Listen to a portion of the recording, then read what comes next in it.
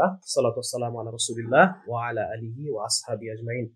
সমস্ত প্রশংসা আল্লাহ রাব্বুল আলামিনের। আল্লাহ তাআলা আমাদেরকে একটা বিষয়ে, একটা জরুরি বিষয়ে আলোচনা করার তৌফিক দিলেন। কথা শুনতে পাওয়া যাচ্ছে? একজন ভাই লিখেছে কথা শোনা যায় না। আমার কথা কি শুনতে পাওয়া যাচ্ছে? আশা করি শুনতে পাওয়া যাচ্ছে। আচ্ছা, ঠিক আছে। তো মূলত আমাদের আজকের আলাপটা হচ্ছে আমাদের নারীবাদের ইসলামীকরণ এই বিষয়টা নিয়ে। আমি বেশ কিছুদিন না, প্রায় দেখা যাচ্ছে 2018 সাল থেকে নারীবাদ নিয়ে মোটামুটি পড়াশোনা করি। বিভিন্ন বইপত্র ঘাটাঘাটি করি বা এটা নিয়ে কিছু কাজ করার চেষ্টা করি। তো সেই হিসেবে ভাইরা মাঝে মধ্যে আমাকে ডাকেন নারীবাদ নিয়ে বিভিন্ন জায়গায় কথা বলার জন্য। সেই সুবাদে আসা আরকি। এছাড়াও নারীবাদকে আমি একদম বিশেষ আমার ফিল্ড হচ্ছে মেডিকেল সায়েন্স এবং ফিজিওলজি। ফিজিওলজি হচ্ছে মানে মানুষের দেহ কিভাবে কাজ করে, মানুষের প্রত্যেকটা সিস্টেম কিভাবে কাজ করে, সেটা মলিকুলার লেভেলে এবং ম্যাক্রো লেভেলে কিভাবে কাজ করে সেই বিষয়গুলো নিয়ে আমার পড়াশোনা, এবং আমি এই বিষয়ে আমি মানে আমার ক্যারিয়ারগত পড়াশোনাগুলো এই বিষয়ে। তো আমি সেইখান থেকে নারীবাদকে স্টাডি করার চেষ্টা করি ফিজিওলজির দিক থেকে। নিউরোফিজিওলজি, মানে এন্ডোক্রাইনোলজি বা আমাদের হরমোন রিলেটেড বিষয়গুলো, ব্রেন কিভাবে কাজ করে নারী পুরুষের আলাদাভাবে, এই বিষয়গুলো থেকে আমি নারীবাদকে বোঝার চেষ্টা করি। তো সেখান থেকে নারীবাদ সম্পর্কে বিভিন্ন রকম পড়াশোনা, মানে নারীবাদ যে ফিলোসফি সেই বিষয় সম্পর্কে কিছু কিছু পড়াশোনা করার তৌফিক আল্লাহ তাআলা দেন, এবং ভাইরা বিভিন্ন জায়গায় এই বিষয়ে কথা বলার জন্য মাঝে মধ্যে ডাকেন। তো সেই সুবাদে আজকে আসা। আজকে আমাদের আলাপটা মূলত নারীবাদের ইসলামীকরণ এই পয়েন্টটা নিয়ে। টোটাল ওভারঅল নারীবাদ নিয়ে আমরা কথা বলবো না আজকে। আশা করি এটা সম্পর্কে আপনারা সবাই কম বেশি জানেন, তবে প্রাসঙ্গিকভাবে যতটুকু আসে সেটুকু তো আলাপে আসবেই। তো নারীবাদ হচ্ছে এটা একটা একটা একটা আন্দোলন, একটা সারা পৃথিবীব্যাপী একটা আন্দোলন। বা এটাকে কোনো কোনো নারীবাদী এটাকে একটা ওয়ার্ল্ড ভিউ হিসেবেও বলে থাকেন যে না, এটা এটা একটা ওয়ার্ল্ড ভিউ। ওয়ার্ল্ড ভিউ কি জিনিস? ওয়ার্ল্ড ভিউ হচ্ছে এমন একটা জিনিস যে যা আহ, পৃথিবীতে মানে মানুষের মনে যতগুলো প্রশ্ন আসতে পারে সেই প্রশ্নগুলোর উত্তর দেওয়ার চেষ্টা করে, তার নিজস্ব দৃষ্টিভঙ্গি থেকে উত্তর দেওয়ার চেষ্টা করে। হ্যাঁ, আমি কিভাবে জীবন কাটাবো, কোনটা কোনটা বৈধ কোনটা অবৈধ, এই সব কিছুর একটা একটা এবং প্রত্যেকটা জায়গায় এই মানে দেখেন ওয়ার্ল্ড ভিউ যারা, তাদের একটা মানে মতামত থাকে, প্রত্যেকটা জায়গায় একটা মতামত থাকে, প্রত্যেকটা জায়গায় একটা, যেমন কথার কথা ক্যাপিটালিজম একটা ওয়ার্ল্ড ভিউ। হ্যাঁ, বা তার একটা নিজস্ব মতামত আছে, প্রত্যেকটা জায়গায় একটা নিজস্ব সংজ্ঞা আছে। বা যদি আমরা বলি কমিউনিজম, এটার একটা প্রত্যেকটা জায়গায় প্রত্যেকটা বিষয়কে তারা মানে সমাজ, পরিবার, রাষ্ট্র, ব্যক্তি সত্তা, হ্যাঁ, মানুষ, এগুলো বিষয়ে তাদের নিজস্ব নিজস্ব সংজ্ঞা আছে। বস্তুবাদ একটা ওয়ার্ল্ড ভিউ, হ্যাঁ, বস্তুবাদী যারা তাদের একটা দৃষ্টিভঙ্গি আছে। ভাববাদ আর একটা ওয়ার্ল্ড ভিউ, যারা ভাববাদী চিন্তক, তারা মানুষ কাকে বলে, পরিবার কি জিনিস, রাষ্ট্র কি জিনিস, এই বিষয়গুলো সম্পর্কে তারা একটা ভিন্ন মানে তাদের অ্যাঙ্গেল থেকে একটা চিন্তা করে। ঠিক আছে না? তো একইভাবে ইসলামও আমাদেরকে একটা আলাদা একটা ওয়ার্ল্ড ভিউ দেয়, যেটা আল্লাহর পৃথিবীকে, যিনি আল্লাহ সৃষ্টি করেছেন আল্লাহ তাআলা, তিনি কিভাবে দেখেন, এবং তিনি আমাদের কাছে পাঠিয়েছেন মুহাম্মদ রাসূলুল্লাহ সাল্লাল্লাহু আলাইহি ওয়াসাল্লাম। তার মাধ্যমে আল্লাহ রাব্বুল আলামিন পৃথিবীকে কিভাবে দেখা উচিত, পৃথিবীর জীবনটা কিভাবে পরিচালনা করা উচিত, হ্যাঁ, এই বিষয়গুলো সম্পর্কে একটা নির্দেশনা দিয়ে দেন। সেই দিক থেকে দেখতে গেলে ইসলামও একটা ওয়ার্ল্ড ভিউ। যদিও ওয়ার্ল্ড ভিউ শব্দটা কিছুটা মানে রিডিউসড, যেমন এই পৃথিবীর প্রত্যেকটা বিষয় নিয়ে আলাপ করে, কিন্তু ইসলাম তো পৃথিবীর বাইরেও অনেক কিছু নিয়ে আলাপ করে, তাই না? পরকাল নিয়ে আলাপ করে। তো সেখান থেকে ওয়ার্ল্ড ভিউ হচ্ছে বেশি কিছু, কিন্তু ইসলাম এটা একটা স্বতন্ত্র একটা ওয়ার্ল্ড ভিউ। ইসলাম প্রত্যেকটা বিষয়ে একটা স্বতন্ত্র মতামত দেয়, স্বতন্ত্র একটা দৃষ্টিভঙ্গি ইসলামের রয়েছে। তো যারা ফেমিনিস্ট, যারা তারা অনেকে ফেমিনিজমকেও একটা ডিফারেন্ট ওয়ার্ল্ড ভিউ বলে মনে করেন, সবকিছুকে তাদের মতো করে ব্যাখ্যা করেন, ফেমিনিস্ট থিওরির আন্ডারে ব্যাখ্যা করেন। হ্যাঁ, ফেমিনিস্ট থিওরির আন্ডারে তারা আহ, পৃথিবীর ইতিহাসকে ব্যাখ্যা করেন, ফেমিনিস্ট থিওরির আন্ডারে তারা নৃতত্ত্বের বিষয়গুলোকে ব্যাখ্যা করেন, সমাজকে ব্যাখ্যা করে। হ্যাঁ, পৃথিবীর যে যে কনফ্লিক্ট, পৃথিবীর যে যে সমস্ত সমস্যাগুলো রয়েছে সেগুলোকে তারা ফেমিনিস্ট থিওরির আন্ডারে ব্যাখ্যা করে। তো এরকম মানে এটা একটা এক নম্বর বলতে পারি এটা একটা বৈশ্বিক একটা আন্দোলন। দুই নম্বর বলতে পারি এটা একটা স্বতন্ত্র ওয়ার্ল্ড ভিউ এর রূপ ধারণ করেছে, যা প্রত্যেকটা বিষয়ের একটা ব্যাখ্যা দেওয়ার চেষ্টা করে। যেমন বিজ্ঞান, বিজ্ঞান একটা আলাদা আলাদা ওয়ার্ল্ড ভিউ, তাই না? বিজ্ঞান প্রত্যেকটা জিনিসকে একটা নিজস্ব একটা ব্যাখ্যা দেওয়ার চেষ্টা করে। আচ্ছা, তো এই যে মানে এটা নারীবাদের একটা স্বতন্ত্র ইতিহাস রয়েছে, কিভাবে ধীরে ধীরে এটা নারীবাদটা ডেভেলপ করলো, এটার সাথে শুরুতে এটা কেমন ছিল, হ্যাঁ, মেয়েদের দাবি দাওয়া আদায় নিয়ে তাদের মূল অ্যাক্টিভিটিস গুলো ছিল, মেয়েরা সমাজে একটা মার্জিনালাইজড একটা অবস্থা, সেখান থেকে মেয়েদেরকে কিভাবে তাদের অধিকারগুলো ফিরিয়ে দেওয়া যায়, এই বিষয়গুলো নিয়ে আলোচনা ছিল। পরবর্তীতে বিভিন্ন অন্যান্য মতবাদগুলো, যেমন দেখা যাচ্ছে যে লিবারালিজমের উত্থানের সাথে সাথে এর মধ্যে লিবারাল আইডিওলজিস, হ্যাঁ, উদারনৈতিক নারীবাদ এগুলো এর সাথে এসে মেশে। যখন কমিউনিজম এর উদ্ভব হলো, হ্যাঁ, সোশ্যালিজমের উদ্ভব হলো, তখন সেখানে সেদিক থেকে কিছু জিনিস, সেদিক থেকে কিছু কি বলা যায়, নির্যাস নারীবাদের সাথে যুক্ত হয়ে নারীবাদকে আবার একটা নতুন আরেকটা রূপ দিল। ঠিক আছে না? সমাজতান্ত্রিক নারীবাদ বলা হয় এটাকে। এছাড়াও বিভিন্ন মানে আইডিওলজিস গুলা, হ্যাঁ, ব্যক্তি স্বাতন্ত্র্যবাদ নারীবাদের সাথে যোগ হয়েছে। যখন এই যে কি বলা যায়, জেন্ডার কনসেপ্ট আসার পরে যখন নারী এবং পুরুষ এই দুই ভাগে মানুষ বিভক্ত না, নারী নারী এবং পুরুষ ছাড়া আরো অনেক লিঙ্গ আছে, এই কনসেপ্টটা যখন আসলো, তখন এই বিষয়গুলা আবার নারীবাদের সাথে যুক্ত হয়ে মানে এক একটা সময় এক একটা যুগে নারীবাদটা এক একটা রূপ ধারণ করেছে।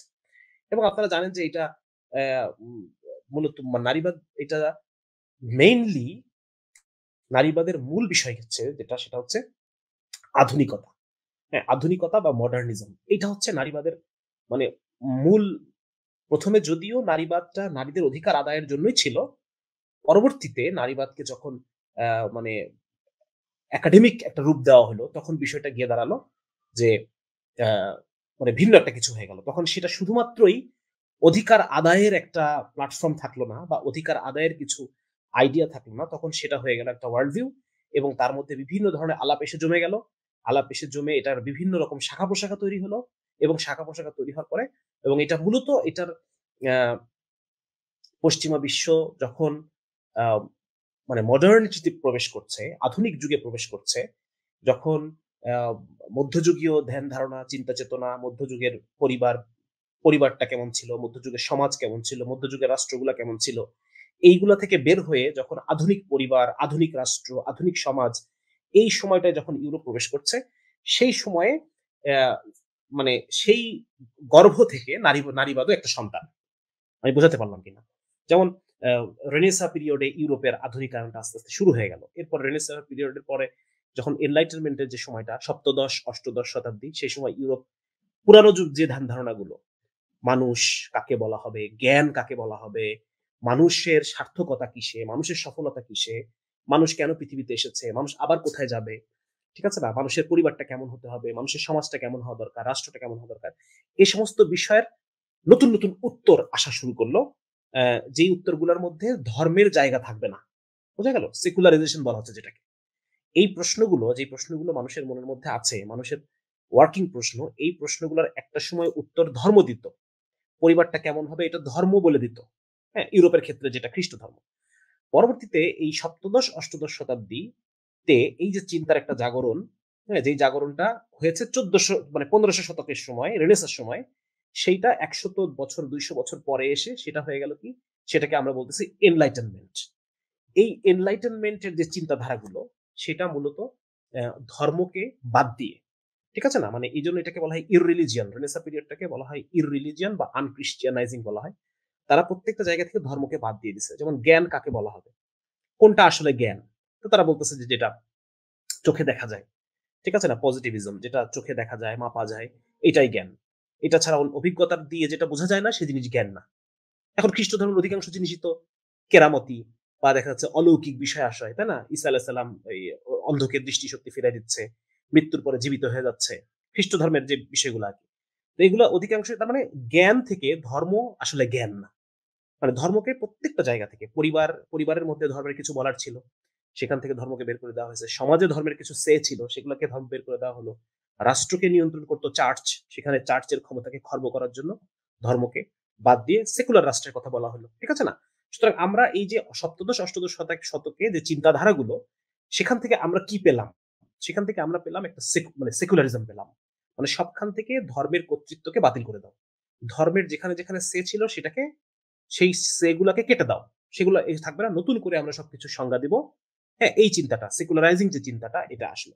এবং পরবর্তীতে এই জায়গাটা থেকেই এই যে একটা আহ, মানে এনলাইটেনমেন্ট, এনলাইটেনমেন্টের গর্ভ থেকে বিভিন্ন আধুনিক যে মতবাদগুলো, সেই মতবাদগুলোর জন্ম নিল। বুঝা গেছে? সেখানে আগে মানুষ সমাজ নিয়ে চিন্তা করত, হ্যাঁ, ব্যক্তি স্বার্থকে মানে কুরবানি করত, বাবা পরিবারের জন্য স্যাক্রিফাইস করছে, মা স্যাক্রিফাইস করছে। হ্যাঁ, এখন এখন কি দাঁড়ালো, এখন তো না, তারা বলতে চাচ্ছে যে প্রত্যেক আমরা সবাই ব্যক্তি, প্রত্যেক ব্যক্তির সার্থকতা হচ্ছে সে তার নিজের স্বাধীনতা, ব্যক্তি স্বাধীনতার চিন্তাটা চলে আসলো এখান থেকে, তাই না? পরবর্তীতে এই ব্যক্তি স্বাধীনতার একটা অংশ নারীবাদে চলে আসলো। নারীবাদ যখন কথা বলতেছে তখন সে ব্যক্তি স্বাধীনতার জায়গা থেকে কথা বলতেছে যে আমাকে কেউ নিয়ন্ত্রণ করবে না। হ্যাঁ, আমি ডরাই, আমি কারো ডরাই না, আমাকে পরিবার নিয়ন্ত্রণ করবে না, আমাকে সমাজ নিয়ন্ত্রণ করবে না। হ্যাঁ, মানে দেখেন, মানে এভাবে শুধুমাত্র নারীবাদে না, প্রত্যেকটা জায়গাতেই এই যে এনলাইটেনমেন্টের সময় থেকে যে চিন্তাগুলোর উৎপত্তি, সেই চিন্তাগুলো পরবর্তীতে বিভিন্ন জায়গায় মানে গিয়ে জমে গেল। বুঝা গেছে? এখান থেকে নারীবাদ বের হলো, এখান থেকে বিজ্ঞানবাদ বের হলো, এখান থেকে পুঁজিবাদ বের হলো, এখান থেকেই আল্টিমেটলি দেখা যাচ্ছে এই সমাজতন্ত্র বের হলো। হ্যাঁ, এখান থেকেই বিভিন্ন ধরনের যে মানুষের মাথা থেকে যে মতাদর্শগুলো জন্ম হয়েছে, সেগুলো এই এনলাইটেনমেন্ট ফিলোসফির যে ধর্মকে বাদ দেওয়ার চিন্তা, সেখান থেকে এগুলোর উৎপত্তি হয়েছে। ঠিক আছে? এটা প্রাথমিক আলাপ করে নিলাম। এখন আমরা দেখব যে নারীবাদ মূলত কি বলতে চায়। ঠিক আছে? নারীবাদ কয়েকটা জিনিস বলতে চায়। নারীবাদ বলতে চায় যে মূলত তারা নারীর অধিকার আদায় করতে চায়, নারীর অবস্থার পরিবর্তন করতে চায়। নারী গত হাজার হাজার বছর ধরে নারীকে যেভাবে সিস্টেমেটিক্যালি নারীর উপর জুলুম করা হয়েছে, সিস্টেম তৈরি করে নারীর উপর জুলুম করা হয়েছে, হ্যাঁ, সেই জুলুম থেকে নারীকে সে বের করে আনতে চায়। ঠিক আছে? এই কাজটা করতে গিয়ে তারা কয়েকটা মানে মূল বিষয়ের অবতারণা করে। এই কয়েকটা বিষয় আপনার সাথে একটু আমি আলোচনা করে নিই। আপনারা যে স্লাইডটা দেখতে পাচ্ছেন, এটা আমার ওই আসলাফ একাডেমিতে যে নারীবাদ কোর্স, নারীবাদের একটা কোর্স আছে আমার, সেই কোর্সের জন্যই আমি স্লাইড তৈরি করতেছিলাম। কিন্তু এর মধ্যেই ভাই মানে ইলমোয়েব ভাইয়েরা তারা আমাকে মানে রিকোয়েস্ট করলেন যে এই বিষয় নিয়ে একটা আলাপ করার জন্য। তো আমার এগুলো এখনো মানে ইয়ে নাই, কি বলে এটাকে, এখনো এটা কমপ্লিট হয় নাই, যার কারণে আমি ইনকমপ্লিট স্লাইড নিয়েই আপনাদের সামনে আসছি। তো এখানে যে আলাপটা সেটা হচ্ছে নারীবাদ কি নিয়ে আলোচনা করে, নারীবাদের মূল বক্তব্য এখান থেকে আমরা বুঝে ফেলতে পারবো। ঠিক আছে? তো নারীবাদের প্রথম আলোচনার টপিক হচ্ছে পিতৃতন্ত্র। পিতৃতন্ত্র জিনিসটা কি? পিতৃতন্ত্র হচ্ছে এই যে মানে পুরুষ পুরুষ পরিবারের কর্তা, পুরুষ পরিবারের কর্তা, এই বিষয়টাকে নর্মাল সেন্সে দেখলে এটা হচ্ছে পিতৃতন্ত্র বা প্যাট্রিয়ার্কি বলা হয়। পুরুষ পরিবারের কর্তা হবে। হ্যাঁ, দেখা যাচ্ছে আমার বাবা কর্তা ছিল, আমি যখন আমার ফ্যামিলি নিয়ে আমি আলাদা হলাম তখন আমি সেই পরিবারের কর্তা, আবার আমার যখন সন্তান আলাদা হয়ে যাবে তখন সেই সন্তান সেই পরিবারের কর্তা।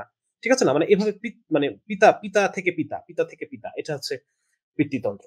কিন্তু মূলত নারীবাদ পিতৃতন্ত্র বা প্যাট্রিয়ার্কি বলতে ভিন্ন একটা জিনিস বোঝায়। তারা বোঝায় যে এই পিতৃতন্ত্রটা আসলে মানে এমন একটা সিস্টেম, যেই সিস্টেমটা পুরুষের আধিপত্য, পুরুষের আধিপত্য শুধু পরিবারে না, পরিবারে, শিক্ষা প্রতিষ্ঠানে, কর্মক্ষেত্রে, হ্যাঁ, ধর্মীয় প্রতিষ্ঠানগুলোতে বা ধর্মের ক্ষেত্রে, রাষ্ট্রের ক্ষেত্রে, আইনের ক্ষেত্রে, অর্থ ব্যবস্থায়, গণমাধ্যমে, সমস্ত জায়গায় শুধুমাত্র পুরুষকেই মানে বেটার মনে করে, পুরুষকেই আহ, মানে পুরুষ প্রধান। ঠিক আছে না? এই সমস্ত জায়গায় পুরুষের আধিপত্যবাদ, মানে পুরুষই সবকিছু নিয়ন্ত্রণ করতেছে, পুরুষের জন্যই সবকিছু তৈরি করা হচ্ছে, পুরুষের সুবিধার জন্যই সবকিছু করা হচ্ছে। হ্যাঁ, এই যে একটা সিস্টেম, তারা মনে করতেছে যে এরকম একটা সিস্টেম গত হাজার বছর ধরে ছিল, গত গত গত হাজার বছর নাকি হাজার হাজার বছর ধরে।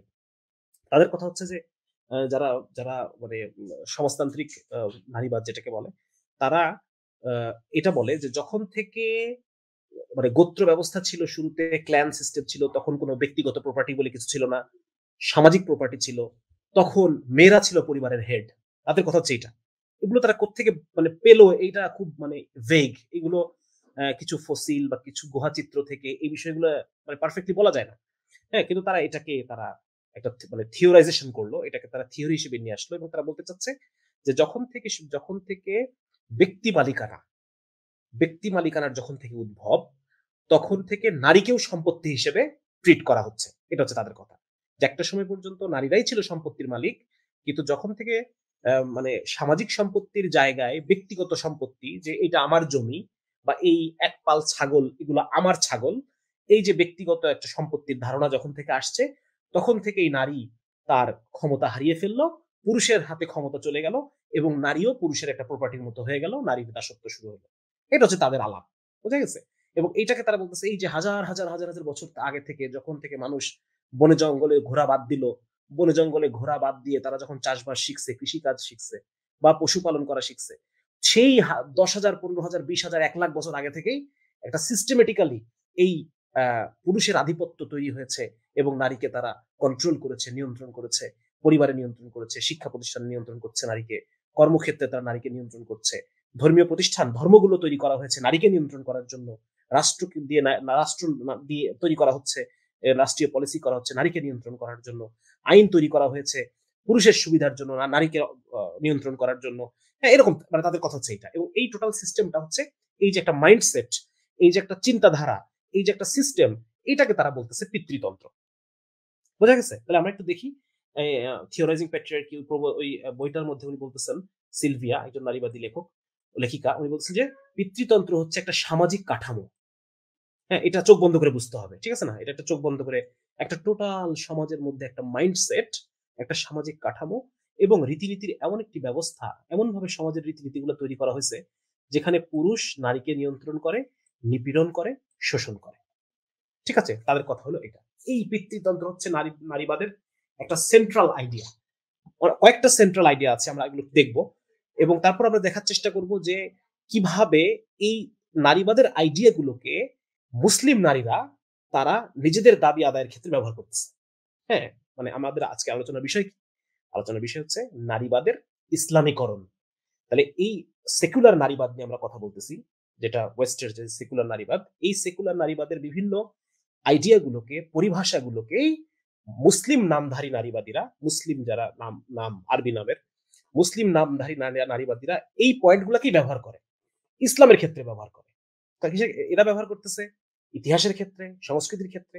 আর এর মানে মুসলিম মানে ইসলামী নারীবাদ, এদেরকে কি বলবো? মুসলিম নারীবাদী তো বলা যাবে না, এদেরকে কি বলা যেতে পারে? মানে মানে আরবি নামের নারীবাদী যারা, তারা এই বিষয়গুলোকেই, এই কনসেপ্ট গুলোকেই ইসলামের ক্ষেত্রে ব্যবহার করে। ঠিক আছে? আমার মনে হয় যে বিষয়টা কিছুটা আমরা বুঝতে পেরেছি। আচ্ছা, এবার পিতৃতন্ত্রের বৈশিষ্ট্যের মধ্যে রয়েছে বিভিন্ন আলাপ আছে, এখানে অনেক ডিটেইলস আলাপ আছে, সব আলাপে আমি যাচ্ছি না। মোট কথা এটা যে মানে পুরুষের যে একটা, পুরুষ এবং নারীর মধ্যে একটা জৈবিক পার্থক্য আছে, তাই না? আমরা নারী পুরুষ আমরা তো সমান না, আমরা তো সমান না, কিন্তু এই যে আমাদের মধ্যে একটা অসমতা আছে, এই অসমতাটাকে ওরা ওরা বলতেছে যে এই যে স্বাভাবিক একটা অসমতা, এইটাই পুরুষের প্রাধান্যের অনুমোদন দেয়। মানে মানে এই যে নারী আর পুরুষের মধ্যে যে কিছু অসমতা আছে, তাই না? সব বিষয়ে তো আমরা সমান না। এই অসমতাটাকে স্বীকার করে নিলেই পুরুষ অটোমেটিক্যালি প্রধান হয়ে যাচ্ছে। হ্যাঁ, এবং এটাকে তারা বলতেছে বায়োলজিক্যাল ডিটারমিনিজম। তারা বলতেছে যে না, এই অসমতা এটা ধ্রুব না, এটাকে উপেক্ষা করতে হবে। মানে পুরুষ এবং নারীর মধ্যে যে কিছু কিছু বিষয়ে, শারীরিক বিষয়ে অসমতা আছে, শারীরিক বিষয়ে নারী পুরুষ সমান না, মানসিক ব্যাপারেও নারী পুরুষ সমান না। তারা বলতে চাচ্ছে না, এটাকে উপেক্ষা করতে হবে, এটাকে পাত্তা দেওয়া যাবে না। হ্যাঁ, কিন্তু ফ্রম মাই পার্সপেক্টিভ, আমি আমি যখন ফিজিওলজি পড়ি বা আমি যখন মানুষের শরীরকে স্টাডি করি, তখন আমরা দেখতে পাই যে নারী এবং পুরুষ শারীরিকভাবে, মানসিকভাবে, নিউরোলজিক্যালি মানে ব্রেইনগতভাবে এতটাই আলাদা, এতটাই আলাদা। আপনি যখন এটাকে উপেক্ষা করবেন, আপনি যখন এটাকে পাত্তা না দিয়ে নারী এবং পুরুষকে একই রাস্তায় চালাবেন, তখন নারীর কষ্ট হবে। তখন নারীর কষ্ট হবে। কারণ নারীর নারীর মানে শরীর, মন, মগজ এভাবে তৈরি না। পুরুষের সাথে একই ট্র্যাকে দৌড়ানোর জন্য নারীর শরীর, মন, মগজ এটা তৈরি এভাবে না। হ্যাঁ, এটা জন্ম হওয়া থেকে শুরু করে মায়ের পেটের ভিতর থেকে সে যে নারী হয়ে গড়ে উঠতেছে, এই মায়ের পেটের ভিতরে এক দফা, জন্ম হওয়ার পরে আরেক দফা, বয়স সন্ধিকালে আরেক দফা, এই ৩ দফায় যে সে নারী থেকে আরো বেশি নারী হয়ে উঠতেছে। এবং এর ফলে তারা মানে পুরুষের সাথে তার এমনই একটা পার্থক্য তৈরি হচ্ছে যে আপনি নারী এবং পুরুষকে যদি একই রাস্তায় ছোটান, তাহলে পরে সেই নারীটার শারীরিক ক্ষতি হয়ে যাবে, মানসিক ক্ষতি হয়ে যাবে। হ্যাঁ, এবং এটা বর্তমানে যারা এই সমস্ত মানে নারীবাদ থেকে বের হয়ে এসে রিসার্চ করতেছে, তাদের সাথে এগুলো নিয়ে নারীবাদীদের প্রচুর মানে তর্কাতর্কি, বিভিন্ন জার্নালে বিভিন্ন রকম তর্কাতর্কি হচ্ছে। হ্যাঁ, এদেরকে বিভিন্ন ধরনের মানে ট্যাগিং, হ্যান-ত্যান এগুলো করা হচ্ছে। এদেরকে মানে চিপায় ফেলানোর চেষ্টা করা হচ্ছে নারীবাদীদের পক্ষ থেকে। কারণ নারীবাদ তো খুব স্ট্রং। নারীবাদের বিরুদ্ধে আপনি পশ্চিমে গিয়ে যদি নারীবাদের বিরুদ্ধে কিছু বলেন, আপনাকে মানে কি বলা যায়, মানে খবর করে ছেড়ে দিবে। আপনাকে একেবারে মানে ভয়ানক পরিস্থিতি বানায় ফেলবে আপনার, যদি আপনি নারীবাদের মানে বিরুদ্ধে ওয়েস্টে গিয়ে যদি কিছু বলতে চান। ঠিক আছে না? তো যাই হোক, মানে মানে মোট কথা এটা যে এটা হচ্ছে, এবং তারা বলতে চাচ্ছে সেই প্রস্তর যুগ থেকে বর্তমান কাল পর্যন্ত একইভাবে চলে আসতেছে নারীর উপরে নির্যাতন, পুরুষকে নারীর উপরে উৎকৃষ্ট মনে করা হচ্ছে। হ্যাঁ, এবং এই যে ব্যক্তিগত সম্পত্তির বিষয়টা আসছে, দেখছেন? হ্যাঁ, তারা বলতেছে ব্যক্তিগত সম্পত্তি যখন উদ্ভাবন ঘটছে তখন থেকেই নারীর পরাজয় ঘটে গেছে, নারীর দাসত্ব শুরু হয়ে গেছে। আচ্ছা, এটা তাহলে একটা জিনিস আমরা বুঝে নিলাম যে পিতৃতন্ত্র এটা নারীবাদীর একটা সেন্ট্রাল একটা আইডিয়া, যেই সেন্ট্রাল আইডিয়াটা নিয়ে মানে নারীবাদ কথা বলে। ঠিক আছে না? প্রত্যেকটা বিষয়কে, ইতিহাসকে তারা এই নজরে দেখে। যখন নৃতত্ত্বের বিষয়ে কোনো আলাপ আলোচনা আসে, অ্যানথ্রোপোলজির বিষয়ে, কোনো ফসিলের বিষয়ে, তখনও তারা এই আলাপটাই নিয়ে আসে। হ্যাঁ, যেমন নারীর শারীরিক আকার পুরুষের চেয়ে ছোট কেন? তারা বলতে চাচ্ছে যে যেহেতু নারীকে সিস্টেমেটিক ভাবে একটা সময় নারী আর পুরুষ সমান সাইজেরই ছিল, কিন্তু যেহেতু পুরুষ নারীকে কম খেতে দিয়েছে, নারীকে সিস্টেমেটিক ভাবে জুলুম করেছে, এই লক্ষ লক্ষ হাজার হাজার বছর ধরে নারীরা কম খেতে খেতে নারীরা আকারে ছোট হয়ে গেছে। নারীর ব্রেনের আয়তন পুরুষের চেয়ে কমে গেছে, নারীর হার্টের ওজন আয়তন পুরুষের চেয়ে কমে গেছে, লাংসের, কিডনির, লিভারের সাইজ পুরুষের চেয়ে কমে গেছে। তাদের কথা হচ্ছে এটা, মানে তারা প্রত্যেকটা বিষয়কে এই জায়গা থেকেই দেখবে, প্রত্যেকটা কোয়েশ্চেনকে এই বিষয় থেকে ব্যাখ্যা করবে। আচ্ছা, সেকেন্ডলি তাদের আরেকটা, আপনারা কিন্তু এই পয়েন্টগুলো মনে রাখেন যে তাদের মানে আলাপের মূল জায়গাগুলো কোথায়। হ্যাঁ, তাহলে পরে আমরা ইসলামী যে নারীবাদ যখন আমরা আসবো তখন আমরা এগুলো মিলাতে পারবো। ২ নম্বর পয়েন্ট হচ্ছে তারা বলতে চায় যে ব্যক্তিগত পরিসর এবং গণপরিসর। হ্যাঁ, একটা বিষয় ছিল যে মানে মেয়েরা ঘরে থাকবে, ঘর সামলাবে, এবং পুরুষ পাবলিক স্ফিয়ার বা গণপরিসর পুরুষ সামলাবে। এরকম একটা বিষয় ছিল যে মেয়েরা গৃহস্থালী বা ঘরের পরিসর সামলাবে। আমি বিষয়টা এইভাবে বলি যে মেয়েরা ঘরের দুনিয়া সামলাবে, পুরুষ হচ্ছে বাইরের দুনিয়া সামলাবে। মানে মেয়েদের যে কাজ ঘরে, এইটা এক দুনিয়া পরিমাণ কাজ। মানে এটাকে ঘরের কাজ, ছোট কাজ এটা মনে করলে হবে না, বরং ঘরের মধ্যে মেয়েরা যে কাজ করে সেটা এক দুনিয়া পরিমাণ কাজ করে। এবং বাইরে পুরুষরা যদি আমরা এটাকে একটা দুনিয়া মনে করি, আমরা এক দুনিয়া পরিমাণ কাজ করি, নারীও এক দুনিয়া পরিমাণ কাজ করে। আরো মজার ব্যাপার হচ্ছে যে আমি যেই টাকাটা ইনকাম করি, আমার ওয়াইফ ঘরে সেই টাকার, আমার ইনকামের ৩ গুণ বেশি, তার মানে আমার ওয়াইফের কাজটাকে যদি টাকায় কনভার্ট করা হয়, তাহলে আমার ইনকামের চেয়ে তার ইনকাম ৩ গুণ বেশি। তার মানে মানে আমি যদি 25% ইনকাম করি, সে 75% ইনকাম করে। তার মানে আমার সংসারের টোটাল খরচ যদি হইতো ১০০%, তাহলে আমার ওয়াইফ 75% বাঁচায়। আমার এই পয়েন্টটা বুঝতে পারছেন কিনা? যে নারীর ইনকামকে যদি টাকায় কনভার্ট করা হয়, সেটা হয় পুরুষের ইনকামের ৩ গুণ। নারী ঘরের মধ্যে যে কাজটা করে সেটাকে সেটাকে এখন সেকুলার পুঁজিবাদী ক্যাপিটালিস্টিক ওয়ার্ল্ড তারা এটাকে গোনায় ধরে না, সেটা আলাদা বিষয়। তোমার সিস্টেমে হিসাবে তুমি ধরো না, সেটা তোমার হিসাবের দোষ। কিন্তু আমাদের মেয়েরা তো কাজ করতেছে, আমাদের মেয়েরা তো বেকার না, আমাদের মেয়েরা তো মানে দেশ এবং জাতি গঠনে যে অবদান রাখতেছে, সে অবদান তো তুমি টাকা দিয়ে মাপতে পারবে না। সুতরাং তোমার টাকার মাপে আমি মাপি না, তোমাদের টাকার ফিতায় আমি আমার মেয়েদের যে দেশ এবং জাতির প্রতি তাদের যে অবদান, হুম দেশের ভবিষ্যৎ প্রজন্ম নির্মাণে তাদের যে অবদান, সেই অবদানকে টাকায় মাপা যায় না। ঠিক আছে না? যেটা বলতেছি যে আমার ইনকামের যদি হয় 25%, আমার ওয়াইফের ইনকাম 75%, আমার যদি পুরো পরিবারের জন্য ১০০ টাকা লাগে, ১০০ টাকা যদি খরচা হইতো, তাহলে তার ৭৫ টাকায় আমার স্ত্রী বাঁচায় ফেলতেছে। ব্যাপারটা বোঝা গেছে? তার মানে কি পরিমাণ মানে ইয়ে, এবং ইসলাম এটার স্বীকৃতি দেয়। ইসলাম এটাকে স্বীকৃতি দেয়। এটাকে এই পশ্চিমা পুঁজিবাদী যে সিস্টেম তারা স্বীকৃতি দেয় না, এবং একই পরিসরে, একই হুক্কা হওয়া, একই সুরে নারীবাদীরাও এটার স্বীকৃতি দেয় না। নারীবাদীরাও মানে পুরুষের মাপেই নারীকে মাপতে চায়। পুরুষের শ্রমকে যেরকম টাকা দিয়ে মাপা হয়, মেয়েদের শ্রমকেও তারা টাকা দিয়ে মাপতে চায়। এবং যেহেতু মেয়েদের শ্রমকে টাকা বা টাকায় মাপা যায় না, অতএব তারা বলে যে মেয়েরা কোনো শ্রমই করে না। শিক্ষিত হয়েও নারী বেকার। হ্যাঁ, শিক্ষিত হয়েও নারী বেকার। আরে ভাই, বেকার মানে আমার মা বেকার নাকি? হ্যাঁ, আমার ওয়াইফ কি বেকার? দেখেন কত বড় অডাসিটি এদের। এরা আমাদের মাদেরকে, আমাদের দাদিদেরকে তারা বেকার বলতে চায়। অথচ তারা যদি আজকে মানে ঘরে মেহনত না করতেন, ঘরে যদি তারা শ্রম না দিতেন, আজকে আমরা আসি না। আজকে আমি অনার্স মাস্টার্স পাস করতে পারি না যদি আমার মা আমাকে এভাবে বর্ণনা করতেন ঘরের শ্রম দিয়ে। কত বড় মানে বেয়াদবি এটা যে তারা নারীকে বেকার বলতেছে।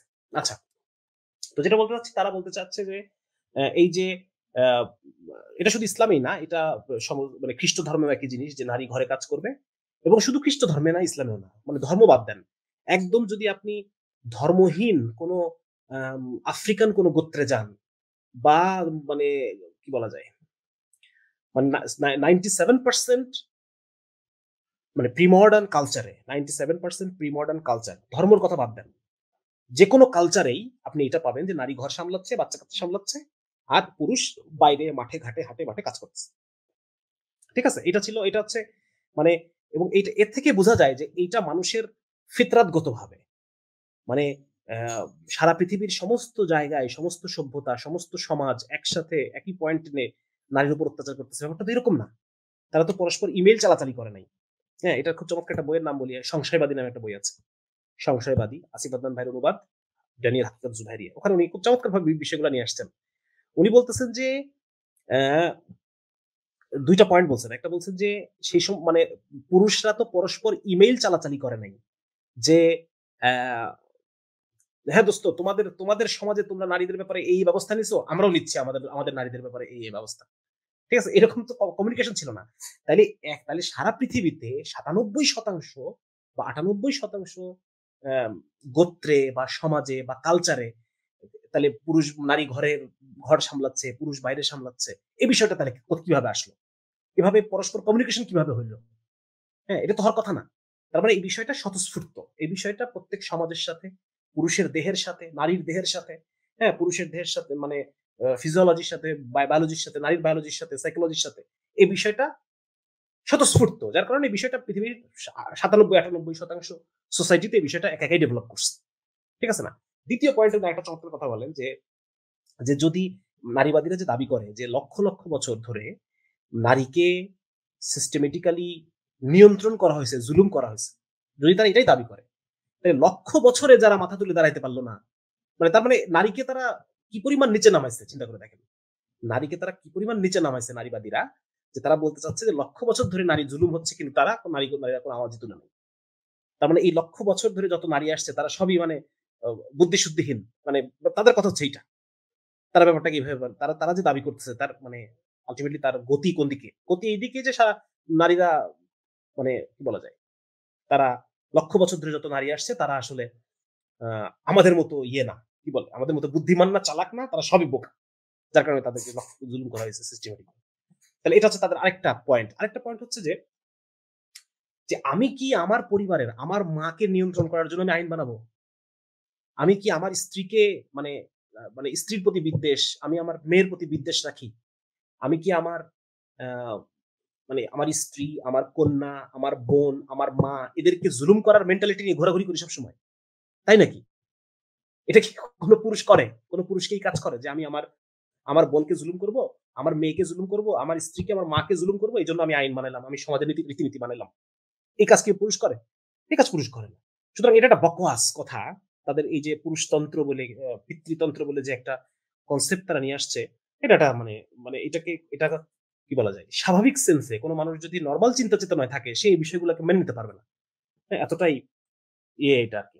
আচ্ছা, তো এটা যেটা বলতেছিলাম যে নারীবাদের আরেকটা সেন্ট্রাল পয়েন্ট অফ ডিসকাশন হচ্ছে যে আহ, নারী পরিবারের মধ্যে কাজ করবে, পুরুষ পরিবারের বাইরে কাজ করবে, এই বিভাজনটা তারা মানবে না।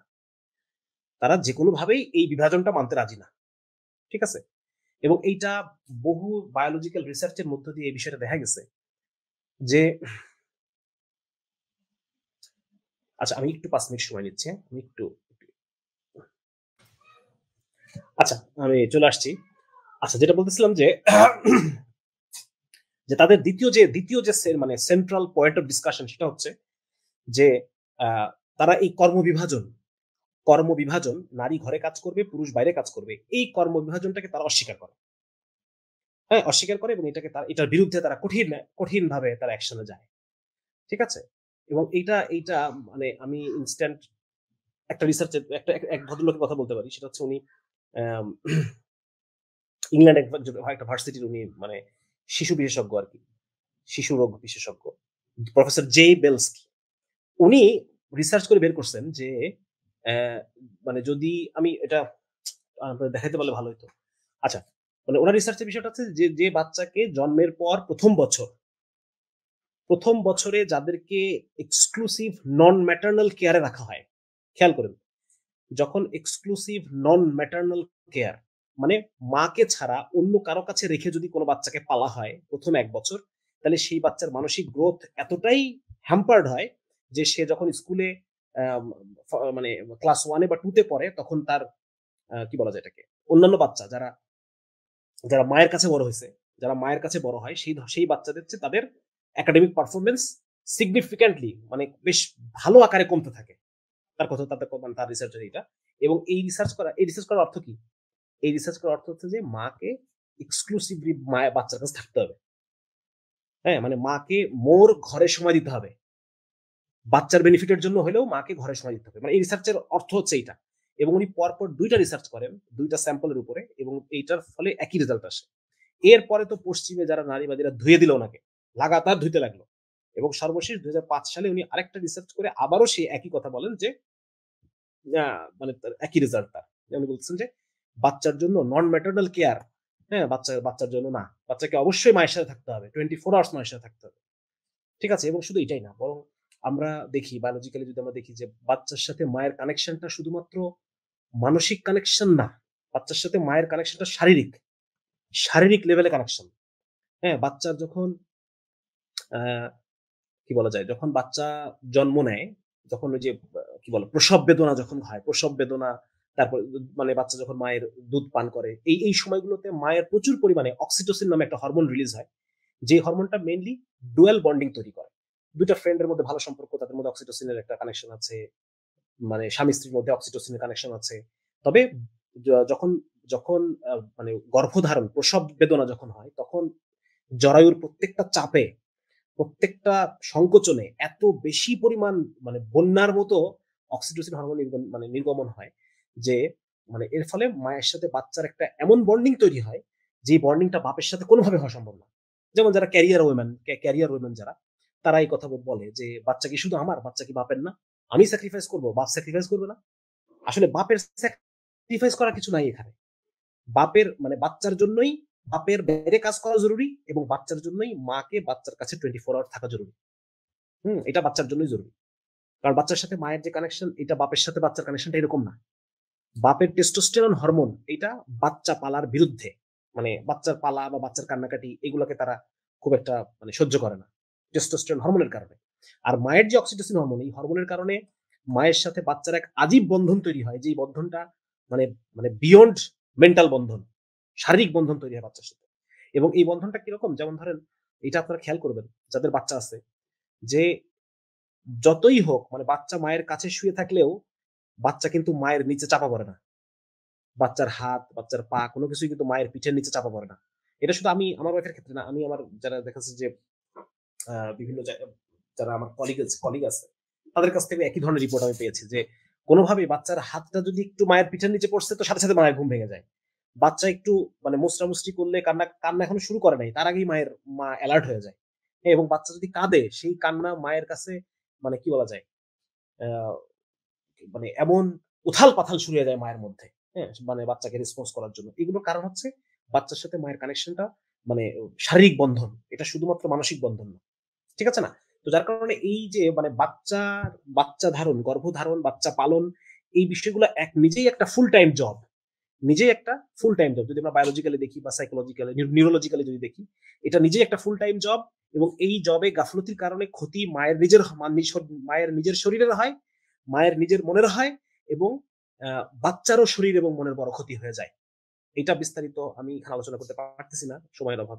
বিস্তারিত হয়তো আমাদের কোর্সে আমি আলোচনা করব। এবং এই বিষয়ে বেশ কিছু বই আছে আপনাদেরকে আমি বলতে পারি। সেটা হচ্ছে একটা হলো আম একটা বইয়ের নাম হচ্ছে 'the male brain, female brain' একটা বই আছে। 'ব্রেইন সেক্স' নামে একটা বই আছে। তারপর বাংলাতে যদি পড়তে চান সিয়ান প্রকাশনীর 'আনপ্রোটেক্টেড' নামে একটা বই আছে। এই বইটা পড়তে পারেন। 'সফলতার কান্না' এই নামে একটা বই আছে। সিয়ান প্রকাশনীর, এই বইটা পড়তে পারেন। সেই সাথে সামনে একটা বই আমরা এই জানুয়ারি মাসে ইনশাআল্লাহ আনার চেষ্টা করতেছি এই বিষয় নিয়ে। তো মোট কথা এটা যে পরিবারের যে মানে নারী এবং পুরুষের মধ্যে যে কর্মবিভাজন, এটা সমাজ তৈরি করে নাই। এটা তাদের দেহ তৈরি করছে। দেহ মানে আল্লাহ তাআলা নিজেই এটা তৈরি করছেন। নারী এবং পুরুষকে। কারণ এই কর্মবিভাজন না হলে পরবর্তী প্রজন্ম তৈরি হচ্ছে আশঙ্কাজনক জন্ম হার কমে গেছে। কারণ মেয়েরা মানে সন্তান নিতে আগ্রহী না, চাকরি করবে, ক্যারিয়ার করবে। পুরুষও বিয়ে করতে আগ্রহী না। তার মানে দেখেন, মানে পৃথিবীর জনসংখ্যাই কমে যাবে। সারা পৃথিবী যদি নারীবাদীদের কথা অনুসারে চলে, পৃথিবীর জনসংখ্যা ড্রপ করবে। একদম কমে যাবে, শেষ হয়ে যাবে। বুড়া মানুষের সংখ্যা বেড়ে যাবে, বাচ্চার সংখ্যা কমবে, যারা মানে যুবক সম্প্রদায় যারা মানে কাজ করে, জাতির মূল উৎপাদন যারা করে যুবকরা, এই যুবকদের সংখ্যা কমে যাবে। একটা জাতির উৎপাদনই কমে যাবে যদি কেউ নারীবাদীদের ফরম্যাট ফলো করে। ঠিক আছে? তো যার কারণে এই যে কর্মবিভাজন এটা আল্লাহ তাআলার তৈরি। এটা মানুষের দেহর কারণে এই কর্মবিভাজন। হ্যাঁ? যার কারণে ৯৮% সোসাইটিতে, গোত্রে, সমাজে, সারা পৃথিবীতে ৯৮% কালচারে এইটা একা একাই তৈরি হয়েছে। কারণ এটা মানুষের বডি ডিমান্ডস ইট। মানুষের সাইকোলজি ডিমান্ডস ইট। বোঝা গেছে ব্যাপারটা? আচ্ছা, তাহলে নারীদের এটা একটা নারীবাদের এটা আরেকটা বিষয় যে ব্যক্তি পরিসর এবং গণপরিসরের মধ্যে তারা একটা পার্থক্য মানতে তারা রাজি না। তারা বলতে চায় যে নারী ব্যক্তি পরিসরে কাজ করবে না, বরং সমস্ত নারীকে গণপরিসরে আসতে হবে এবং জজ হইতে হবে, ব্যারিস্টার হইতে হবে, হ্যাঁ? মানে পলিটিক্যাল লিডার হইতে হবে। তারপর হচ্ছে তাদেরকে গণপরিসরে যা, যা করা হয় আরকি। ঠিক আছে না? এই সব কিছু নারীকে হইতে হবে। তাদের কথা হচ্ছে এটা। আচ্ছা। নেক্সট তাদের যে আলাপ সেটা হচ্ছে এগুলো বিষয়ে প্রতিটা মানে মানে মোট কথা নারী গৃহিণী হিসেবে থাকবে না। হ্যাঁ, গৃহিণীর কাজটা ছোট কাজ, এটা করা যাবে না, বরং পুরুষের মতো হইতে হবে। নারীকে পুরুষ হয়ে উঠতে হবে। আচ্ছা, নেক্সট হচ্ছে নারীবাদের আরেকটা যে বিষয় তাদের মানে সেন্টার অফ আর্গুমেন্ট বা সেন্ট্রাল পয়েন্ট অফ ডিসকাশন যেটা সেটা হচ্ছে সেক্স ভার্সেস জেন্ডার। তারা বলতে চায় যে বায়োলজিক্যালি একজন মানুষ জন্ম নিছে পুরুষ লিঙ্গ নিয়ে বা নারী নারী নারী নারী লিঙ্গ নিয়ে এসে জন্মগ্রহণ করছে। তার মানে এই না যে সে তার জীবনেও সে পুরুষের মতো ফাংশন করবে বা নারীর মতো ফাংশন করবে। তাদের কথা হচ্ছে এটা। মানে মানুষ যেই আ নারী বা পুরুষ হয়ে জন্ম নেয়, এটাকে তারা বলতেছে বায়োলজিক্যাল সেক্স। আর তারা যে মানুষ যে সামাজিক যে নারী ভূমিকা, পুরুষের ভূমিকা, এই ভূমিকাটাকে তারা বলতেছে জেন্ডার। বুঝতে পারছেন? তারা বলতে চাচ্ছে যে sex equal to gender. Sex এবং জেন্ডার সমান না। একজন মানুষ পুরুষ লিঙ্গ নিয়ে জন্মগ্রহণ করছে, এর মানে যে সে পুরুষের কাজই করবে, সে আর্মিতে যাবে, সে শারীরিক পরিশ্রমের কাজগুলো করবে না। সে নারীর কাজও করতে পারে। ঘর সামলাইতে পারে। হ্যাঁ, আজকে এটা আমরা ইসলাম মানে নারীবাদ নিয়ে যখন কথা বলবো তখন বিস্তারিত এই বিষয়গুলো আসবে। বাকি তাদের কথা হচ্ছে এটা যে একজন নারী হয়ে জন্মগ্রহণ করছে তার মানে সে জজ, ব্যারিস্টার এই সেই এগুলা হইতে পারবে না। তাকে ঘরই সামলাইতে হবে, সন্তানই জন্ম দিতে হবে, সন্তানই পালন করতে হবে। এটা জরুরি না। তাদের কথা হচ্ছে এটা। হ্যাঁ, এটা মানে তাহলে ব্যাপারটা বুঝতে পারছেন যে sex not equal to gender. যে জন্মগত যে লিঙ্গ সেই অনুযায়ী তাকে সামাজিক ভূমিকা পালন করতে হবে না, এটা জরুরি না। এটা ডিফারেন্ট হতে পারে। একজন পুরুষ হয়েও নারীর ভূমিকা নিতে পারে, একজন নারী হয়েও পুরুষের ভূমিকায় অবতীর্ণ হইতে পারে। ঠিক আছে না? এইটা আরেকটা সেন্টার অফ আর্গুমেন্ট তাদের। আচ্ছা, আরেকটা পয়েন্ট হচ্ছে সমতা এবং ভিন্নতা। তারা বলতে চাচ্ছে যে নারী এবং পুরুষ সমান। নারী এবং পুরুষ সমান মানে সমানই। নারীকে দিয়ে যা হয় পুরুষকে দিয়েও তাই হয়, পুরুষকে দিয়ে যা হয় নারীকে দিয়েও তাই হয়। যেমন আপনারা খেয়াল করবেন রিসেন্টলি তারা বিভিন্ন পত্রিকাতে খুব ফলাও করে এটা ছাপায় যে পুরুষ গর্ভধারণ করছে। এটা এরকম দেখছেন কিনা আপনারা মাঝে মধ্যে? হ্যাঁ, তারা বিভিন্নভাবে আর্গুমেন্টটা নিয়ে আসে। যেমন একটা মজার একটা সিনারিও বলি যে একটা মেয়ে সে দাবি করলো যে আমি পুরুষ। সে দাবি করলো আমি পুরুষ। তার কিন্তু ভিতরে জরায়ু আছে এখনো। জরায়ু মানে বাচ্চা যেখানে থাকে। একটা মেয়ে সে দাবি করতেছে আমি পুরুষ। এরপরে সে টেস্টোস্টেরন হরমোন-টরমোন নিয়ে মুখে দাড়ি-টাড়ি গজাইলো। হ্যাঁ, গজানোর পরে এরপর সে কি করলো? এরপর সে দেখা যাচ্ছে যে কোন একটা স্পার্ম ব্যাংক থেকে সে শুক্রাণু গ্রহণ করে সে গর্ভধারণ করলো। এবার মানে পেপারে হেডলাইন কি জানেন? পেপারে হেডলাইন হচ্ছে পুরুষ গর্ভধারণ করছে। আসলে কি পুরুষ গর্ভধারণ করছে? নাকি একটা মেয়ে গর্ভধারণ করলো? যার জরায়ু আছে। মানে এই হচ্ছে তারা বারবার এটা এস্টাবলিশ করতে চায় যে পুরুষ হইলেও গর্ভধারণের ইচ্ছা পুরুষের হইতে পারে বা পুরুষ হওয়া সত্ত্বেও পুরুষ গর্ভধারণ এর পিছনে মানে এই বিষয়টা কি তারা বলতে চাচ্ছে যে নারীকে দিয়ে যে কাজ হয় পুরুষকে দিয়েও সে কাজ হতে পারে। ঠিক আছে? বা পুরুষকে দিয়ে যে কাজ হয় সেটা নারীকে দিয়েও হতে পারে। পুরুষকে দিয়ে যে কাজ হয় সেটা নারীকে দিয়েও হতে পারে। তাদের কথা হচ্ছে এটা। তার মানে সমতা। তারা সমস্ত জায়গায় তারা একটা সমান হিসাব নিতে চায়।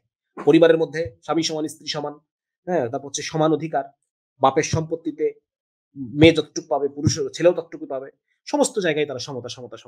কর্মক্ষেত্রে সমতা, উত্তরাধিকারের সমতা, এখানে সমতা, ওইখানে সমতা। সব জায়গায় সমান। ঠিক আছে? কিন্তু যুদ্ধের সময় কিন্তু আবার সমান না।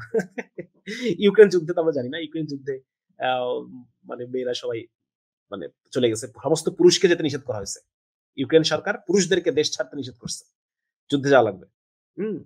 আবার এখানে হয়েছে কি, যে মেয়েরা একদিন পর্যন্ত নিজেকে ট্রান্সজেন্ডার পুরুষ হিসেবে মনে বলতেছিল, যে আমি মেয়ে না আমি পুরুষ, এই যখন এই কথা বলছে যে পুরুষদের থাকা লাগবে, তখন আবার তারা থাকবে না। তারা কিন্তু আবার বলছে নারী নারী হিসেবে তারা ব্যাক করছে।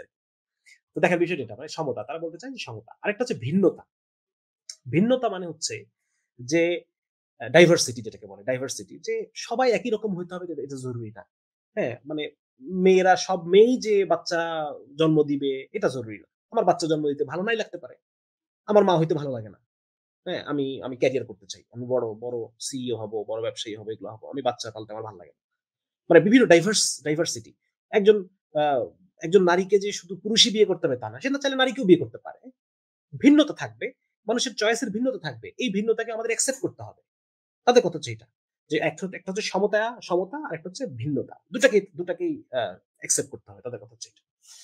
আচ্ছা, তারপর একটা হচ্ছে সেক্সুয়ালিটি। সেক্সুয়ালিটির বিষয়ে তারা বলতে চায় যে নারীর মানে সমাজ নারীর যৌনতাকে ভয়, নারীর যৌনতাকে সমাজ ভয় পায়। এই জন্য এইটাকে সমাজ ভিন্ন নিয়ম কানুনের মধ্য দিয়ে নিয়ন্ত্রণ করতে চায়, সতীত্বের কনসেপ্ট আরোপ করতে চায়, স্বামী স্ত্রীর পরকীয়া সহ্য করতে পারে না, এই সেই এগুলো সমস্যা। অতএব না, নারী তার নিজের যৌনতা, নারী নিজের অধিকার। হ্যাঁ, নারীর গর্ভপাতের অধিকার আছে, নারী কার সাথে কি না করবে সেটা নারীর নিজের অধিকার। এই যে তসলিমা নাসরিন যেটা বলে, জরায়ুর স্বাধীনতার কথা বলে, তাই না? তসলিমা নাসরিন কি বলে? জরায়ুর স্বাধীনতা। এটাই মানে তাদের কথা হচ্ছে যে ফিমেল সেক্সুয়ালিটি এটা নিয়ন্ত্রণ করা যাবে না, সমাজ এটাকে নিয়ন্ত্রণ করতে পারবে না। নারী যার ইচ্ছা মতো সে তার নিজের সেক্সুয়ালিটি নিজে বুঝে নিবে। সে কার সাথে কি করবে না করবে সেটা তার বিষয়। সে চাইলে গর্ভপাত করবে, সে চাইলে হুক আপ করবে, সে চাইলে আহ, পুরুষের সাথে থাকবে, সে চাইলে আরেকজন নারীর সাথে থাকতে পারে। হ্যাঁ, সে চাইলে যা ইচ্ছা তাই করবে। সে চাইলে নিজেকে অ্যাসেক্সুয়াল দাবি করতে পারে। হ্যাঁ, এরকম বিভিন্ন বিভিন্ন মানে তার যৌনতাকে সে নিজে বুঝে নিবে আর কি। এটা হচ্ছে কথা। ব্যভিচার এগুলো করবে, কোনো সমস্যা নাই। এগুলোর উপর আইন আরোপ করা যাবে না, রাষ্ট্র কোনো আইন করতে পারবে না, কোনো ধর্ম কোনো খবরদারি করতে পারবে না, কোনো সমাজ এটাকেই করতে পারবে না। এটা হচ্ছে তাদের আরেকটা সেন্টার অফ ডিসকাশন। তাহলে আমরা কয়টা পেলাম? একটা হচ্ছে যৌনতার স্বাধীনতা, ঠিক আছে, আরেকটা হচ্ছে নারী অর্থনীতি। নারী অর্থনীতির মধ্যে এই আলাপটা আমরা আগে করে ফেলছি অলরেডি কিছুটা। আমরা ওই যে ব্যক্তি পরিসর, পারিবারিক পরিসর আর হচ্ছে গণপরিসরে আমরা আলাপটা করে ফেলছি। তাহলে তাদের মূল আলোচনার বিষয় হচ্ছে নারী অর্থনীতি, যৌনতা, ইকুয়ালিটি এন্ড ডাইভার্সিটি, সমতা ও ভিন্নতা, সেক্স এবং জেন্ডার তাদের আরেকটা আলাপের বিষয়, আর হচ্ছে ব্যক্তি পরিসর, গণপরিসর এটা আরেকটা আলাপের বিষয়, এবং পিতৃতন্ত্র। এই কয়টা, একটা দুইটা তিনটা চারটা পাঁচটা ছয়টা, এই ছয়টা হচ্ছে তাদের মূল সেন্টার অফ ডিসকাশন। ঠিক আছে? আচ্ছা, এটা আমরা আলাপ করে ফেললাম। এই কয়েকটা বিষয়ের নারীবাদের অবস্থান, নারীবাদ কি বলতে চায় এবং নারীবাদের এই পরিভাষাগুলোর অর্থ কি, হ্যাঁ, এই বিষয়টা নিয়ে আমরা আলাপ করে ফেললাম। এখন নারীবাদের ইসলামীকরণটা কিভাবে হলো?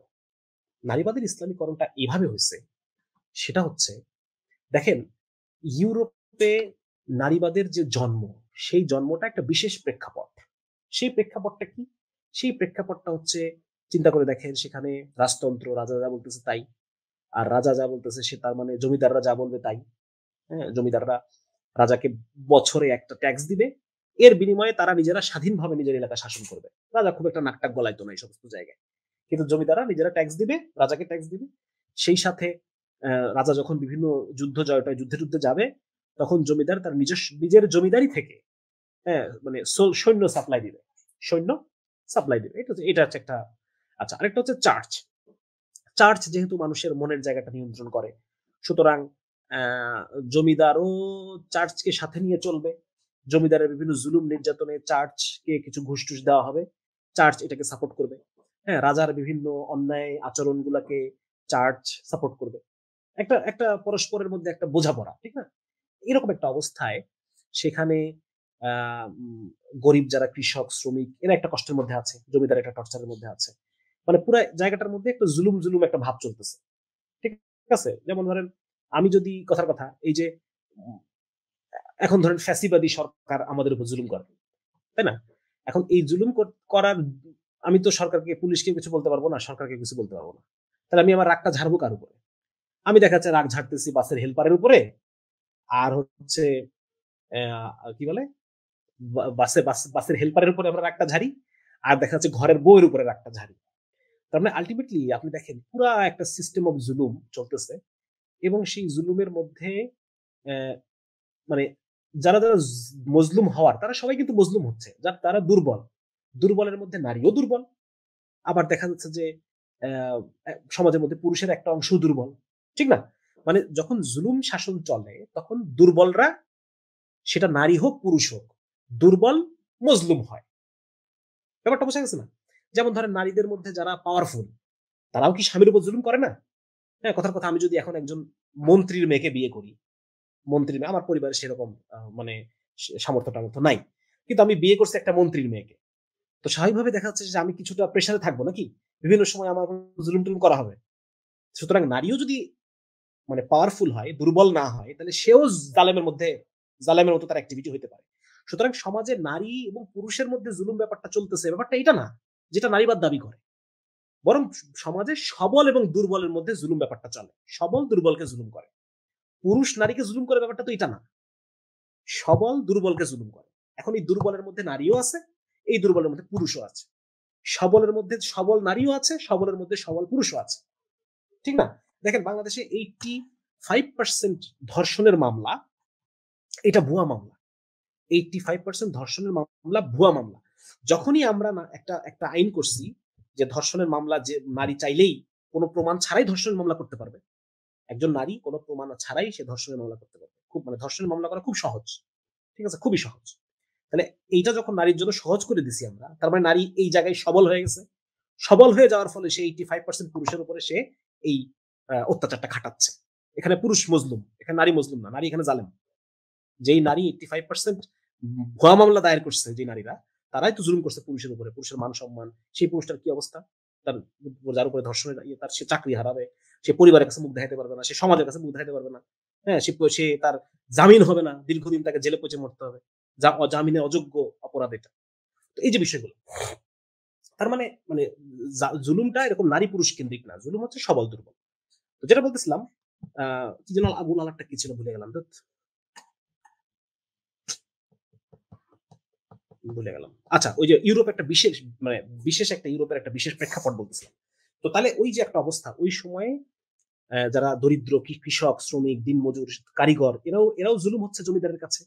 আবার তাদের ঘরের নারীরাও জুলুম হচ্ছে, এরাও জমিদারের কাছ থেকে মারটার খেয়ে গিয়ে আবার ঘরে বইয়ের উপর হয়তো কিছু মারধর করতেছে। হ্যাঁ, জমিদাররা বিভিন্ন ভাবে এই নিম্ন শ্রেণীর নারীদেরকে বিভিন্ন ভাবে ভোগ দখল করার চেষ্টা করছে, বিভিন্ন বিষয় আছে এখানে। তো এই যে একটা জুলুম চলতেছে, এই প্রেক্ষাপটে নারীরা তাদের নিজেদের যেই দাবি দাওয়া, সেইটার আলাপ করতে করতে করতে করতে একটা পর্যায়ে নারীবাদের তৈরি হলো, ঠিক আছে না? এটা হচ্ছে নারীবাদের জন্ম।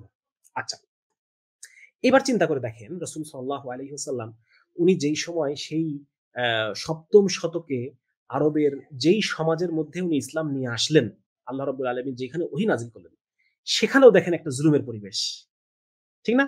সেখানেও দেখবেন যে আবু জেহেল এক লোকের টাকা নিয়ে টাকা ফেরত দিচ্ছে না, পরে তার টাকা আদায় করে দেওয়ার জন্য, এক সেকেন্ড এক সেকেন্ড,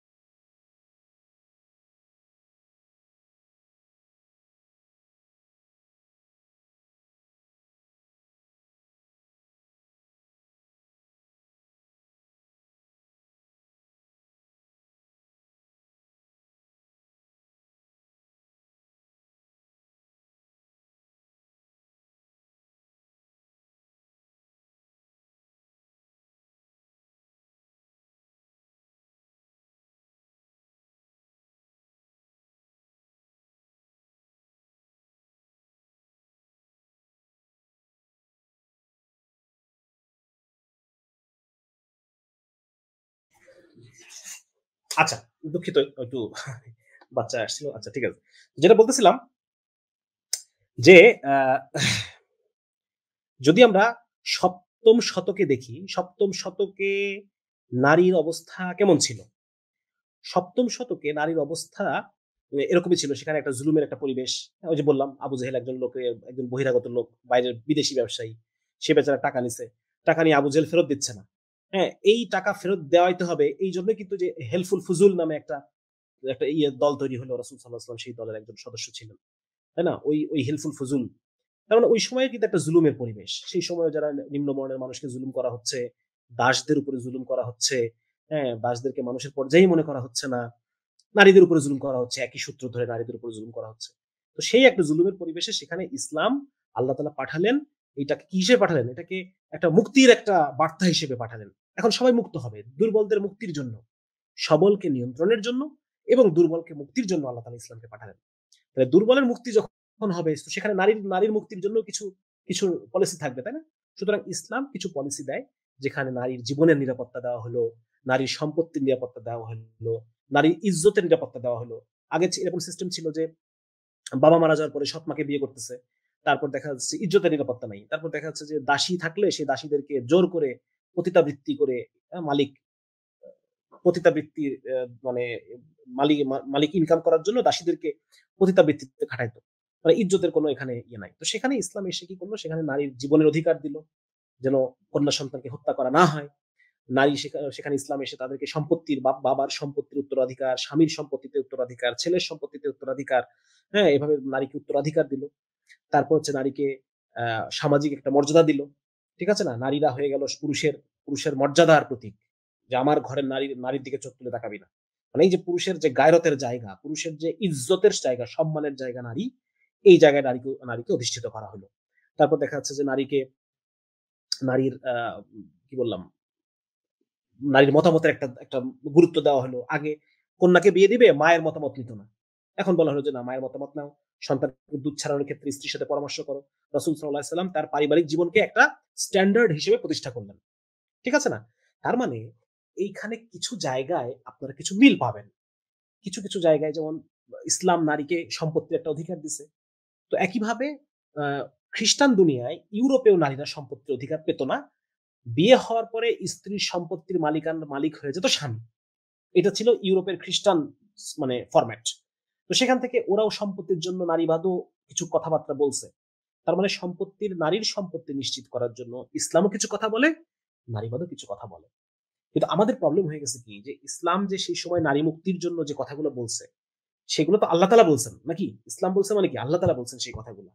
তো সেখানে আল্লাহ তাআলা কিছু কথা বলছেন এবং এই ১০০০ বছর পরে এসে নারীবাদও ইউরোপের নারীদের মুক্তির জন্য কিছু কথা তারাও বলছে। অনেক সময় এই কথাগুলোর মধ্যে কিছু মিল খুঁজে পাওয়া যায়। কারণ উভয়ের লক্ষ্য কিন্তু একই ছিল শুরুতে। তাই না? ইসলাম যেভাবে নারীকে মুক্ত করার জন্য চাইছে, শুরুতে ফার্স্ট ওয়েভ ফেমিনিজম যেটা আমরা বলি, ফার্স্ট ওয়েভ ফেমিনিজম তারাও নারী মুক্তির কথা নিয়ে আসছিল। তো যার কারণে কিছু জিনিস কিন্তু মিল পাওয়া যায়। শিক্ষার অধিকার, সম্পত্তির অধিকার, ইসলাম তাকে মোহরের অধিকার দিছে। ঠিক না? এই ধরনের কিছু অধিকারের কথা। যার কারণে আমাদের এখন প্রবলেম হয়ে গেছে। আমরা নারীবাদ বিষয়টার এতটাই ভুক্তভোগী আমরা পুরুষরা। নারীবাদ ৬০ এর দশক থেকে যেই সেকেন্ড ওয়েভ ফেমিনিজম, সেই সেকেন্ড ওয়েভ ফেমিনিজমের যে এই সময় থেকে নারীবাদ মানে ব্যাপকভাবে এটা আ মানে কি বলা যায়? মানে একদম শয়তানি যেটাকে বলা হয় আরকি। হ্যাঁ? যৌনতার স্বাধীনতা এই সেই হ্যান-ত্যান এই ধরনের যত ধরনের শয়তানি আছে, এই যে আমরা যে কয়টা পয়েন্ট আলোচনা করলাম, এই সমস্ত পয়েন্ট এই সেকেন্ড ওয়েভ ফেমিনিজম এর ফিচার। ফার্স্ট ওয়েভ ফেমিনিজম শুধুমাত্র নারীর শিক্ষা-দীক্ষা, নারীর ভোটের অধিকার, এই বিষয়গুলো নিয়ে আলাপ করত। মানে পজিটিভ সম্পত্তির অধিকার, পজিটিভ জিনিস নিয়ে আলোচনা করত। কিন্তু সেকেন্ড ওয়েভে এসে নারীবাদ এমন একটা দিকে টার্ন নিল, যেটাকে পিওর শয়তানি ছাড়া কিছুই বলা যায় না। নাস্তিকতা ছাড়া কিছুই বলা যায় না। হ্যাঁ? ফার্স্ট ওয়েভ ফেমিনিজমে তারা কিন্তু মানে তারা ধর্মপ্রাণ খ্রিস্টান ছিল। ধর্মপ্রাণ খ্রিস্টান ছিল। কিন্তু সেকেন্ড ওয়েভ ফেমিনিজম একদম উল্টা দেখা যায়। এইজন্য উম যার ফলে যেটা হলো যে অ্যা কিছু জায়গায় আমরা নারীবাদের যে নারীর অধিকার সম্পর্কিত যে কথাগুলো নারীবাদ বলে, এর সাথে ইসলামের কিছু আলাপের মিল পাবো আমরা। কিন্তু আমাদের সমস্যাটা হয়ে গেল যে আমরা যেহেতু নারীবাদের দ্বারা ভুক্তভোগী, নারীবাদ বলতেই আমরা সেকেন্ড ওয়েভ ফেমিনিজম বুঝি। সেকেন্ড ওয়েভ, থার্ড ওয়েভ এগুলার মানে যে কি বলা যায়? একদম হায়া, লজ্জা বিবর্জিত, পরিবারের প্রতি প্রচন্ড বিদ্বেষ নারীর মধ্যে। তারপর হচ্ছে পুরুষের প্রতি প্রচন্ড বিদ্বেষ, হ্যাঁ? সমাজের প্রতি, রাষ্ট্রের প্রতি বিদ্বেষ, ধর্মের প্রতি বিদ্বেষ। এই বিষয়গুলাকেই আমরা নারীবাদ হিসেবে যেহেতু জানি, যার কারণে অ্যা যখন একই সুরে কাউকে কথা বলতে শুনি, তখনই আমরা তাকে নারীবাদী ট্যাগ দিয়ে ফেলি। এটা একটা প্রবলেম, বুঝছেন? এটা আসলে একটা প্রবলেম। এই প্রবলেমটা হলে যেটা হবে, যেমন একজন মেয়ে হয়তোবা ইসলাম তাকে যে অধিকার দিছে সম্পত্তির, সেই কথাটাই সে বলতে চাচ্ছে। কিন্তু আমরা ওই আমাদের নারীবাদের যে একটা তিক্ত অভিজ্ঞতা, সেখান থেকে তাকে আমরা নারীবাদী বলে চার্জ করে বসি, ট্যাগ দিয়ে বসি। হ্যাঁ, তারপর দেখা যাচ্ছে যে সে ইসলাম তাকে যে শিক্ষার অধিকারটা দিছিল, সেই শিক্ষার অধিকার নিয়ে যদি কোনো মেয়ে কথা বলে, আমরা একটু কথাটা না বোঝার চেষ্টা করে তাকে সরাসরি দেখা যাচ্ছে আমরা তাকে নারীবাদী বলে বসতেছি। তো এটা একটা বিশাল প্রবলেম, এবং এটা করার দ্বারা আলটিমেটলি আমরা কিন্তু ক্ষতিগ্রস্ত হব। হ্যাঁ, আমরা এই আমাদের মেয়েকে আমরা ঠেলে ওই শিবিরে পাঠিয়ে দিচ্ছি, ব্যাপারটা এরকম। যেই মেয়েটা আমাদের ছিল, সেই মেয়েটাকে আমরাই ঠেলাঠালি করে ওই শিবিরে আমি ঠেলে ধাক্কায় ওদিকে পাঠিয়ে দিচ্ছি। এটা আসলে ইয়ে না, বরং আমাদের এখন যে কাজটা করা দরকার সেটা হচ্ছে আমাদেরকে ইসলাম নারীকে যে অধিকারগুলো দিয়েছে সেটা নিয়ে আমাদেরকে বেশি বেশি আলাপ করা দরকার, এবং আমাদের মেয়েদেরকে এটা বোঝানো দরকার যে তাদের অধিকার ফিরিয়ে দেওয়ার জন্য তো 1400 বছর আগে আল্লাহ তাআলা পাঠিয়ে দিয়েছেন তাদের অধিকার, ওখানেই তাদের অধিকার আছে। নতুন করে নারীবাদকে আমদানি করার কোনো দরকার নেই। নারীবাদের কাছে গিয়ে মিশে যাওয়ার কোনো প্রয়োজন আমাদের নাই। আমাদের মেয়েরা অধিকার পেয়ে গেছে অলরেডি, এবং আল্লাহ রাব্বুল আলামিন তাদেরকে যেটুকু অধিকার দিয়েছেন ওইটুকুর মধ্যেই কল্যাণ, ওইটুকুর মধ্যেই কল্যাণ। আল্লাহর চাইতে বেশি অধিকার যদি কেউ দেওয়ার কথা বলে, তাহলে সে একটা শয়তান। সে তোমাকে শোষণ করবে, সে ফাঁকি, তার মধ্যে ফাঁকি আছে, তার মধ্যে তার মধ্যে ভিন্ন কোনো উদ্দেশ্য আছে। যদি কেউ বলে যে আমি ইসলামের চাইতে তোমাকে বেশি অধিকার দিব, আমি আল্লাহর চাইতে তোমাকে বেশি অধিকার দিব, তার মানে তার মধ্যে সমস্যা আছে। সুতরাং আমাদের মেয়েরাও একটা, আমরা যারা মুসলিম, আমরাও আমাদের মেয়েদেরকে তাদের যে প্রাপ্য যে বিষয়টা ছিল সেটা আমরা তাদেরকে আসলে দিতে পারি নাই, এটা আমাদের মেনে নিতে হবে। সেটা দীর্ঘ একটা সময় কলোনিয়াল পিরিয়ডে থাকার কারণেই হোক, হ্যাঁ, যেহেতু ব্রিটিশরা ক্ষমতায়, যার কারণে আমাদের যারা আলেম ওলামা তারা তো ক্ষমতা হারায় ফেলছে। আমরা যারা ইসলাম মনা পাবলিক, আমরা যারা ইসলামকে ভালোবাসি, ইসলামকে সভ্যতা আকারে আমি ফিরাই আনতে চাই, আমরা তো গত 200 বছর ধরেই ক্ষমতায় নাই। বেশি, 200 বছরের বেশি, 190 তো ব্রিটিশরা শাসন করে গেল। এরপর দেখা যাচ্ছে যে আরো 70 বছর পার হয়ে গেছে, ঠিক আছে না? তাহলে দেখা যাচ্ছে যে কত, 190 আর 70, প্রায় কত হবে, 260, 250 বছর, 250 বছরের বেশি সময় ধরে ইসলাম তো ক্ষমতায় নাই। ইসলাম যদি ক্ষমতায় না থাকে, তাহলে এই 250 বছরের যে নারীরা যে কষ্ট করছে, এই কষ্টের দায় ইসলামের উপর কিভাবে যায়? এই কষ্টের দায় তো ইসলামেরও না, এই কষ্টের দায় তো আলেম ওলামারও না, বরং এই কষ্টের দায় হচ্ছে ইসলাম না থাকার। যেহেতু কলোনিয়াল শক্তি, তারা ইসলামকে শিক্ষা ব্যবস্থা থেকে উঠাই দিছে, সমাজ থেকে উঠাই দিছে, ইসলামকে রাজনীতি থেকে উঠাই দিছে, ইসলামকে বিচার ব্যবস্থা থেকে তারা ইসলামকে উঠাই দিছে, যার কারণে আমাদের মুসলিম নারীরা কিছু মানে তারা সমস্যার মধ্যে পড়ে গেছে। যার কারণে আমাদের মুসলিম নারীরা যে ইসলাম তাদেরকে যে অধিকারটুকু দিচ্ছিল, সেই অধিকারটা তারা আর পাচ্ছে না। কিন্তু এই অধিকার না পাওয়ার সমাধান তো ওই কলোনিয়াল যারা শক্তি তাদের যে নারীবাদ, সেটা তো তার মুসলিম মেয়েদের আশ্রয়ের জায়গা হতে পারে না। বরং তারা নারীবাদকে প্রতিষ্ঠা করছে এবং আমার দেশে রপ্তানি করার চেষ্টা করতেছে, যাতে করে আমাদের মেয়েরা তাদের শ্রমের বাজার হয়। হ্যাঁ, মানে মোট কথা এটা যে তারা আমাদেরকে দীর্ঘদিন ধরে কলোনি বানায় রাখার জন্যই তাদের নারীবাদকে আমার দেশে রপ্তানি করতেছে। কিন্তু আমাদের মেয়েদের এটা বুঝতে হবে যে আমাদের সমাধান পশ্চিমা নারীবাদের মধ্যে না, বরং আমাদের সমাধান ইসলামের মধ্যে। হ্যাঁ, সুতরাং পশ্চিমা নারীবাদের এই যে কি বলা যায়, এটাকে যারা ইম্পোর্ট করার চেষ্টা করে, হ্যাঁ, যেমন এর মধ্যে আমাদের বেগম রোকেয়া সাখাওয়াত হোসেন, উনি একজন ছিলেন। তারপর পশ্চিমা বিশ্বে মরক্কোতে ফাতিমা বেরেনিসি নামে একজন ভদ্রমহিলা, উনি মরক্কোতে এটাকে, বিভিন্ন দেশে এক একজন মুসলিমদের মধ্যে একটা মেয়ে তৈরি হয়েছে যারা এটাকে পশ্চিমা বিশ্ব থেকে এটাকে ইম্পোর্ট করছে। তো এটাকে আমরা বলতেছি যে নারীবাদের ইসলামীকরণ। নারীবাদের ইসলামীকরণ বিষয়টা আরেকটু আপনাদেরকে স্পষ্ট করে বলি। সেটা হচ্ছে নারীবাদের মূল যে দাবি, এই দাবিটাকে যারা ইসলামী বিশ্বে আমদানি করছে, এবং ইসলামী বিশ্বে আমদানি করতে গিয়ে তারা দেখলো যে নারীবাদের যে পশ্চিমা ভার্সন, সেইটা মুসলমান মেয়েদের কাছে খুব একটা পাত্তা পাবে না। মুসলমান মেয়েদের কাছে, কারণ মুসলমান মেয়েরা তো আল্লাহ ভীরু, মুসলমান মেয়েরা তো ইসলামকে ভালোবাসে, ইসলামকে পছন্দ করে। সুতরাং এই মেয়েদেরকে যদি নারীবাদের নামে বাইরে বের করে আনতে হয়, এই মেয়েদেরকে যদি নারীবাদের নামে বেপর্দা করতে হয়, সুতরাং পশ্চিমা নারীবাদ দিয়ে হবে না, বরং একটা নারীবাদের ইসলামী ভার্সন প্রয়োজন। ইসলামী একটা ভার্সন প্রয়োজন, যে ভার্সনটা দিয়ে আমরা মেয়েদেরকে মনের মধ্যে ঢুকবো। আমি নিজের কথা বলবো না, আমি এখন আপনাদেরকে মূল রেফারেন্সে চলে যাই, যাতে করে বিষয়গুলো বোঝা সহজ হয়।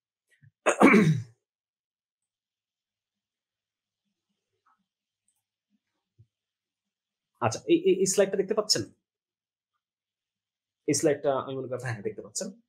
ঠিক আছে, তাহলে এখানে দেখেন, আমি এটা একটু বলতে চাই। তারা বলতেছে যে ইসলামী বিশ্বে ইসলামী বিশ্বে একটা স্পেস তৈরি করার জন্য আমি জিনিসটা সাজাতে পারি নাই, বুঝছেন? আমি একটু সময় পেলে হয়তো আমি বিষয়টা সুন্দর করে সাজাতে পারতাম। মানে এখানে তারা যেটা বলতে চাচ্ছে সেটা হচ্ছে যে আহ, পশ্চিমা বিশ্বে যেহেতু সেকুলার ফেমিনিজমটা অ্যাকসেপ্টেড হবে না, সুতরাং পশ্চিমা বিশ্বে নারীবাদ তারা একটা ইসলামী একটা রূপ ধারণ করছে, এবং এই ইসলামী রূপটা এটাকে বলা হচ্ছে ইসলামী নারীবাদ বা আহ, মানে নারীবাদের ইসলামীকরণ। ঠিক আছে না? এখানে আপনি দেখতে পাবেন যে তারা এখানে আরবি টার্ম ব্যবহার করতেছে, তারা এখানে কোরআন এবং হাদিস থেকে দলিল দিয়ে তারা এখানে কোরআন এবং হাদিস থেকে দলিল দিয়ে এই জিনিসগুলো প্রমাণ করার চেষ্টা করতেছে। এই যে আমরা যে 6টা পয়েন্ট আমি বললাম, নারীবাদের যে সেন্ট্রাল পয়েন্ট অফ ডিসকাশন 6টা জিনিস আমরা বললাম, এই 6টা জিনিসকেই তারা কোরআন এবং হাদিস থেকে প্রমাণ করার চেষ্টা করতেছে। যেমন ধরেন সমতা, তো তারা বলতেছে যে কোরআন এবং হাদিসকে তারা সমতা, এই দেখেন, ইগালিটারিয়ান ম্যানার, মানে কোরআন এবং হাদিস থেকে তারা প্রমাণ করতেছে যে নারী এবং পুরুষ সমান। ঠিক আছে? এবং তারা কোরআন এবং হাদিস থেকে তারা প্রমাণ করতেছে যে পশ্চিম যেভাবে নারীর অধিকার দেয়, কোরআনও আমাদেরকে সেভাবে অধিকার দেয়। ঠিক আছে না? পাবলিক অ্যান্ড পার্সোনাল স্ফিয়ার, এই যে গণপরিসর এবং ব্যক্তি পরিসর, মানে এবং গণপরিসর ব্যক্তি পরিসরে নারীকে কোরআনই নিয়ে আসে, তাদের কথা হচ্ছে এটা। হ্যাঁ, মানে মোট কথা পশ্চিমা নারীবাদের যেই সেন্ট্রাল পয়েন্ট অফ আর্গুমেন্ট গুলা, এই সেন্ট্রাল পয়েন্ট গুলাকে তারা কোরআন এবং হাদিস থেকে প্রমাণ করার চেষ্টা করে। কোরআন এবং হাদিস থেকে তারা প্রমাণ করার চেষ্টা করে। এই দেখেন, advocate women rights, gender equality, এই যে সমতা, নারী অধিকার এবং ইসলামী ফ্রেমওয়ার্কের মধ্যে। ঠিক আছে, তারা এটা এটা বলতে চায়। আচ্ছা, তারা মূলত, আচ্ছা আমি মূল একটা জিনিস আপনাদেরকে দেখানোর জন্য রাখছিলাম, এটা এই দেখেন, ইসলামিক ফেমিনিস্ট এরা এই যে একটা রিলিজিয়াস এক্সেজিস, ধর্মের একটা ব্যাখ্যা, যেটা তাদের ফেমিনিস্ট ভিউ পয়েন্ট। তার মানে মানে এরা মূলত কিন্তু এরা সেকুলার ফেমিনিস্ট, কিন্তু এরা ব্যবহার করে ইসলাম থেকে বিভিন্ন দলিল প্রমাণ নিয়ে এসে তারা যেই সেকুলার ফেমিনিজমকেই প্রতিষ্ঠা করার জন্য, প্রমাণ করার জন্য চেষ্টা করে। এই দেখেন, ফেমিনিস্ট ভিউ পয়েন্ট, তারা তাদের ফেমিনিস্ট ভিউ পয়েন্টকে প্রমাণ করার জন্য ইসলামের একটা নতুন ব্যাখ্যা তারা দাঁড় করায়। ঠিক আছে? আচ্ছা, এখানে আমরা একটু দেখি। আচ্ছা, যেহেতু সেকুলার ফেমিনিজম মুসলিম মেয়েদের মধ্যে কাজ করতেছে না, সুতরাং তারা একটা সেকুলার ফেমিনিজমের একটা অল্টারনেটিভ তারা দাঁড় করাইছে, একটা বিকল্প। ঠিক আছে, একটা বিকল্প। আচ্ছা, তারপরে তারা যেটা করতেছে, আহ, আচ্ছা,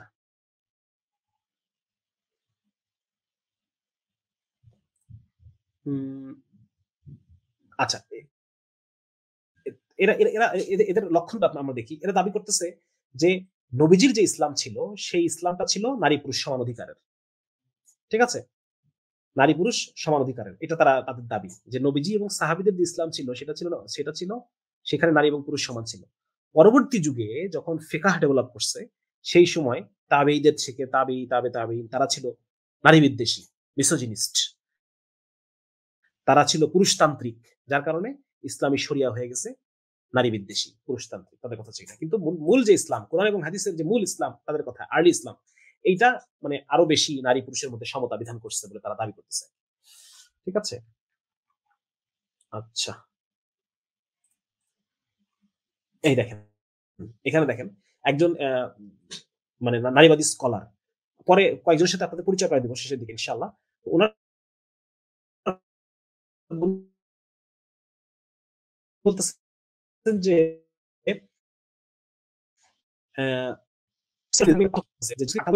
it is not possible to avoid engaging the basic beliefs. এটা খেয়াল করেন, কথাটা খেয়াল করেন, যে মুসলমানরা যেখানে 98% মুসলিম, সেখানে তো আপনি সেকুলার ফেমিনিজম নিয়ে কাজ করতে পারবেন না। কারণ সেকুলার ফেমিনিজম শুরুতেই ধর্মকে বাতিল করে দেয়। শুরুতেই তারা বলে যে মানে প্রগতি, যেটাকে প্রোগ্রেস, তারা বলে যে মানে যত ট্রেডিশন যত আছে, ট্রেডিশনাল পরিবার, ট্রেডিশনাল সমাজ, হ্যাঁ, ধর্ম একটা ট্রেডিশনের একটা ঐতিহ্যের একটা অংশ। তারা বলতেছে যে সমস্ত ট্রেডিশনকে ঝেড়ে ফেলে, সমস্ত ট্রেডিশনকে দূরে সরিয়ে আমাদেরকে নারীর অধিকার আদায় করতে হবে। তাহলে সেটা যদি বলে, তাহলে শুরুতেই তারা ধর্মকে বাতিল করে দিল। কিন্তু শুরুতে ধর্মকে যদি আপনি বাতিল করে দেন, তাহলে এই 98% মুসলিমের দেশে তারা তো এটা খাবে না। সুতরাং এই দেখেন, এই যে একজন ইসলামিক নারীবাদী স্কলার,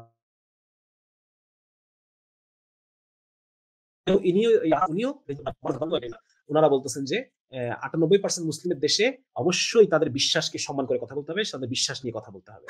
ঠিক আছে? আচ্ছা। আমরা দেখি আরেকজন নারীবাদী, উনি বলতেছেন যে এই যে নারীবাদীদের যে একটা সিডো চুক্তি, এটা হচ্ছে জাতিসংঘের আন্ডারে সারা পৃথিবীর সকল দেশের জন্য একটা নারীবাদী ফরম্যাট, নারীবাদী বিভিন্ন পলিসি টলিসি গুলো নিয়ে এইটা। উনি বলতেছেন যে এইটা সাধারণ মুসলিম নারীর কাছে কোনো আবেদন রাখে না। তাদের তাদের মূল্যবোধের জায়গাটা হচ্ছে ইসলাম।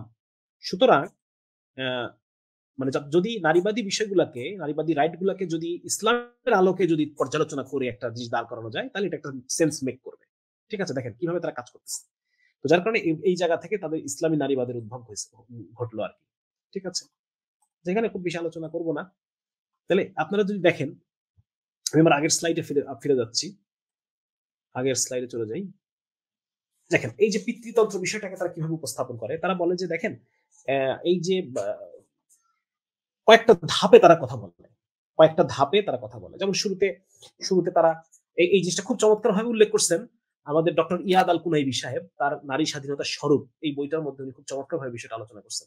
উনি বলতেছেন যে মুসলিম যারা নারীবাদী, মুসলিম নামধারী যারা নারীবাদী, তাদের মূল সব ব্যাপারটা হচ্ছে পশ্চিমা যে মডার্নিস্ট যে চিন্তাধারা, যে কোনো প্রভুকে আমরা চিনি না, আমরা নিজেরাই আমাদের প্রভু, মানে নিজের প্রভুত্ব, হ্যাঁ, নিজের প্রভুত্ব চিন্তা করা, এটাকে বলা হচ্ছে মানে মডার্নিজমের মূল প্রকল্প হচ্ছে এটা। রেনেসা থেকে শুরু হয়েছে। সবার উপরে মানুষ সত্য, তাহার উপরে নাই। বুঝছেন? এই চিন্তা যে ধারাটা, যে মানুষই সবকিছুর কেন্দ্রবস্তু, ঈশ্বর বলে কোনো কিছু আমাদের দরকার নেই, মানুষই সমস্ত কিছুর কেন্দ্রবস্তু, মানুষের সুখ, মানুষের শান্তি, মানুষের সফলতা, এইটা নিয়ে আমাদেরকে কাজ করতে হবে। তাদের কথা হচ্ছে এটা।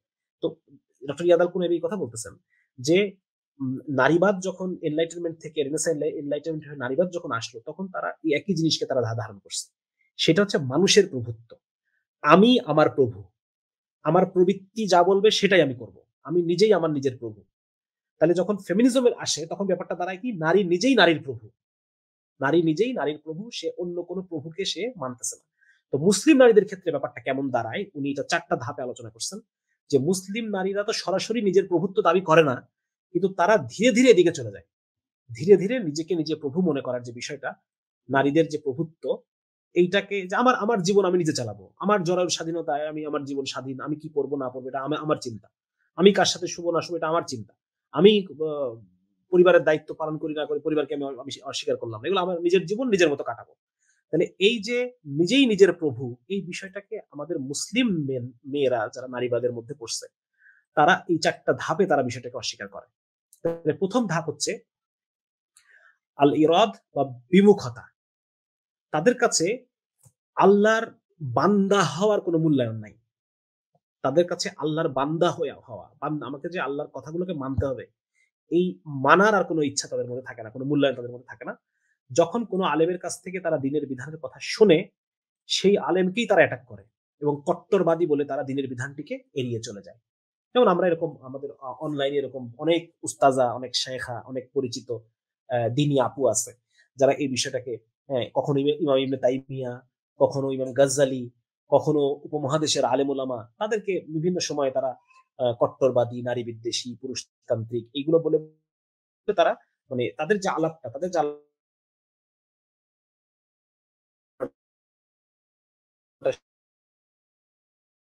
সেটাকে তারা মানে ইনভ্যালিড সে নিজেকে এই কথা বলে সান্ত্বনা দেয় যে সে মূলত এই দিনকে ঘৃণা করে না, কিন্তু সে আলেমদেরকে ঘৃণা করে। আলেমদেরকে, সে দিনকে ঘৃণা করতেছে না, কিন্তু এই দিনের কথা যারা বলে তাদেরকে সে ঘৃণা করতেছে। ঠিক আছে? যেমন দেখবেন যে আমরা যারা মোটামুটি ইসলামের বিভিন্ন কাজ করি, আমাদেরকে তারা মানে বিভিন্ন সময় পচায় টচায়, বা দেখবেন যে বিভিন্ন সময় তারা আলেমদেরকে নিয়ে বিভিন্ন রকম আপত্তিকর কথাবার্তা, সেটা পূর্ববর্তী আলেমই হোক আর বর্তমান যুগের আলেমই হোক, কথাবার্তা তারা বলতেছে। মানে সে নিজেকে নিজে এটা বলে সে বুঝ দেয় যে আমি তো আসলে দিনকে ঘৃণা করি না, আমি তো কোরআন হাদিস আল্লাহ রসুল ওনাদেরকে ভালোবাসি, কিন্তু এই যুগের আলেমদেরকে বা উম্মতের এতদিনকার যারা আলেমরা, এদেরকে আমি ঘৃণা করি। ঠিক আছে? এদেরকে আমি বাইপাস করতে চাই।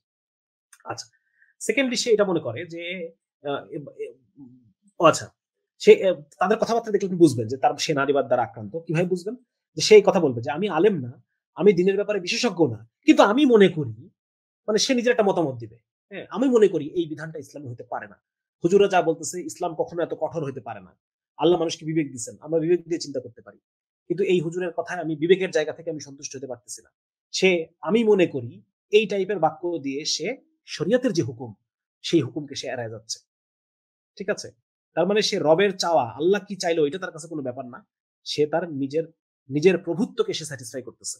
সে আমি কি চাই, আমি কি মনে করি, হ্যাঁ, আমার মনে হয় পর্দা করার দরকার নাই। আমার মনে হয় মুখ ঢাকা জরুরি না। মানে যদিও মুখ ঢাকা নিয়ে ইখতিলাফ আছে বা বাকি এরা এই কথা বলে। মানে তাদের কথার মধ্যে আপনি এই জায়গাগুলো পাবেন।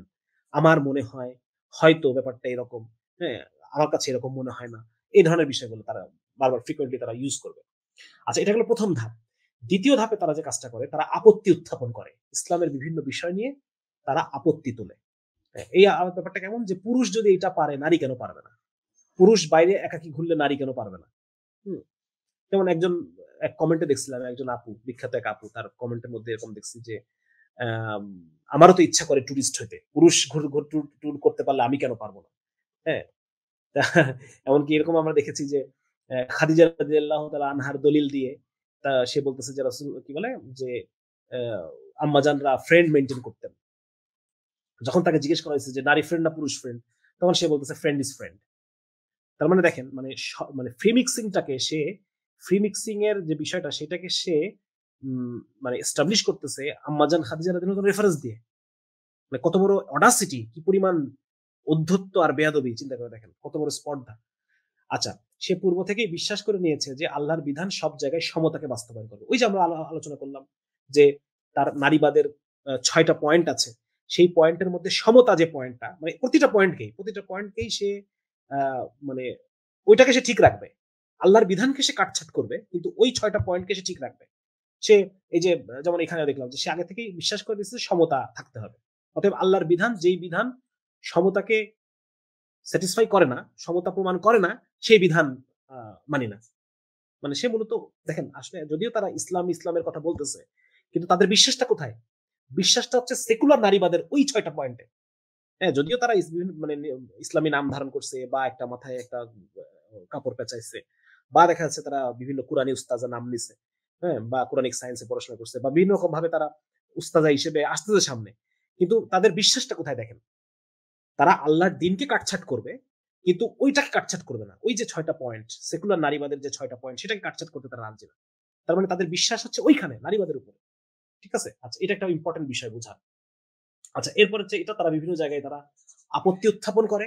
ইসলামের বিভিন্ন বিধান নিয়ে তাদের আপত্তি, হ্যাঁ? এবং সেটাকে সেই আপত্তিগুলোকে তারা আ বিভিন্নভাবে স্যাটিসফাই করে। যেমন হচ্ছে তারা, এটা আমরা সামনে দেখব। কোন বিষয়কে মানে ব্যাখ্যা-ট্যাখ্যা করে, বিভিন্ন জিনিস করে। আচ্ছা, এরপরে তারা তাওয়িল করে বা ভ্রান্তভাবে ব্যাখ্যা করে। শরিয়ার যে টেক্সটটা তাদের ওই ৬ টা পয়েন্টের সাথে যায় না, সেইটাকে তারা বাহ্যিক অর্থ থেকে সরায়ে নিজের প্রবৃত্তি অনুসারে তারা ব্যাখ্যা করে। শরিয়ার যে টেক্সট, যেটা যেমন কথার কথা আল্লাহ তাআলা কোরআনের মধ্যে বলতেছেন যে আর রিজালু কাওয়ামুনা আলান নিসা, যে নারীর উপরে পুরুষকে অধিকার দেওয়া হয়েছে বা নারীর উপরে পুরুষকে অবস্থান দেওয়া হইলো আরকি। তো এটা তো তাদের সাথে যাচ্ছে না। তখন এটাকে তারা নিজের মতো করে ব্যাখ্যা করবে। নিজের প্রবৃত্তি অনুসারে তারা ব্যাখ্যা করবে। যে যেই ব্যাখ্যাটা ওই ৬ টা পয়েন্টের সাথে মেলে। ঠিক আছে? আচ্ছা, স্বপ্রভুত্বের চর্চা, এটা আমরা আগে আলাপ করছি। এবং লাস্টের ধাপ যেটা, সেটা হচ্ছে তারা ইন্তিকাইয়াহ, মানে হচ্ছে তারা বেছে, বেছে বিধান গ্রহণ করে। শরিয়ার টেক্সট গুলো থেকে বেছে, বেছে নিজের জন্য সুবিধাজনক ফিকাহ তারা তৈরি করে। হ্যাঁ? যেমন এটা আপনি দেখবেন যে বিভিন্ন আপুদেরকে দেখা যায় তারা এ এ এমনও বলছে, আমি আপনাদের সামনে কিভাবে বলি জিনিসটা।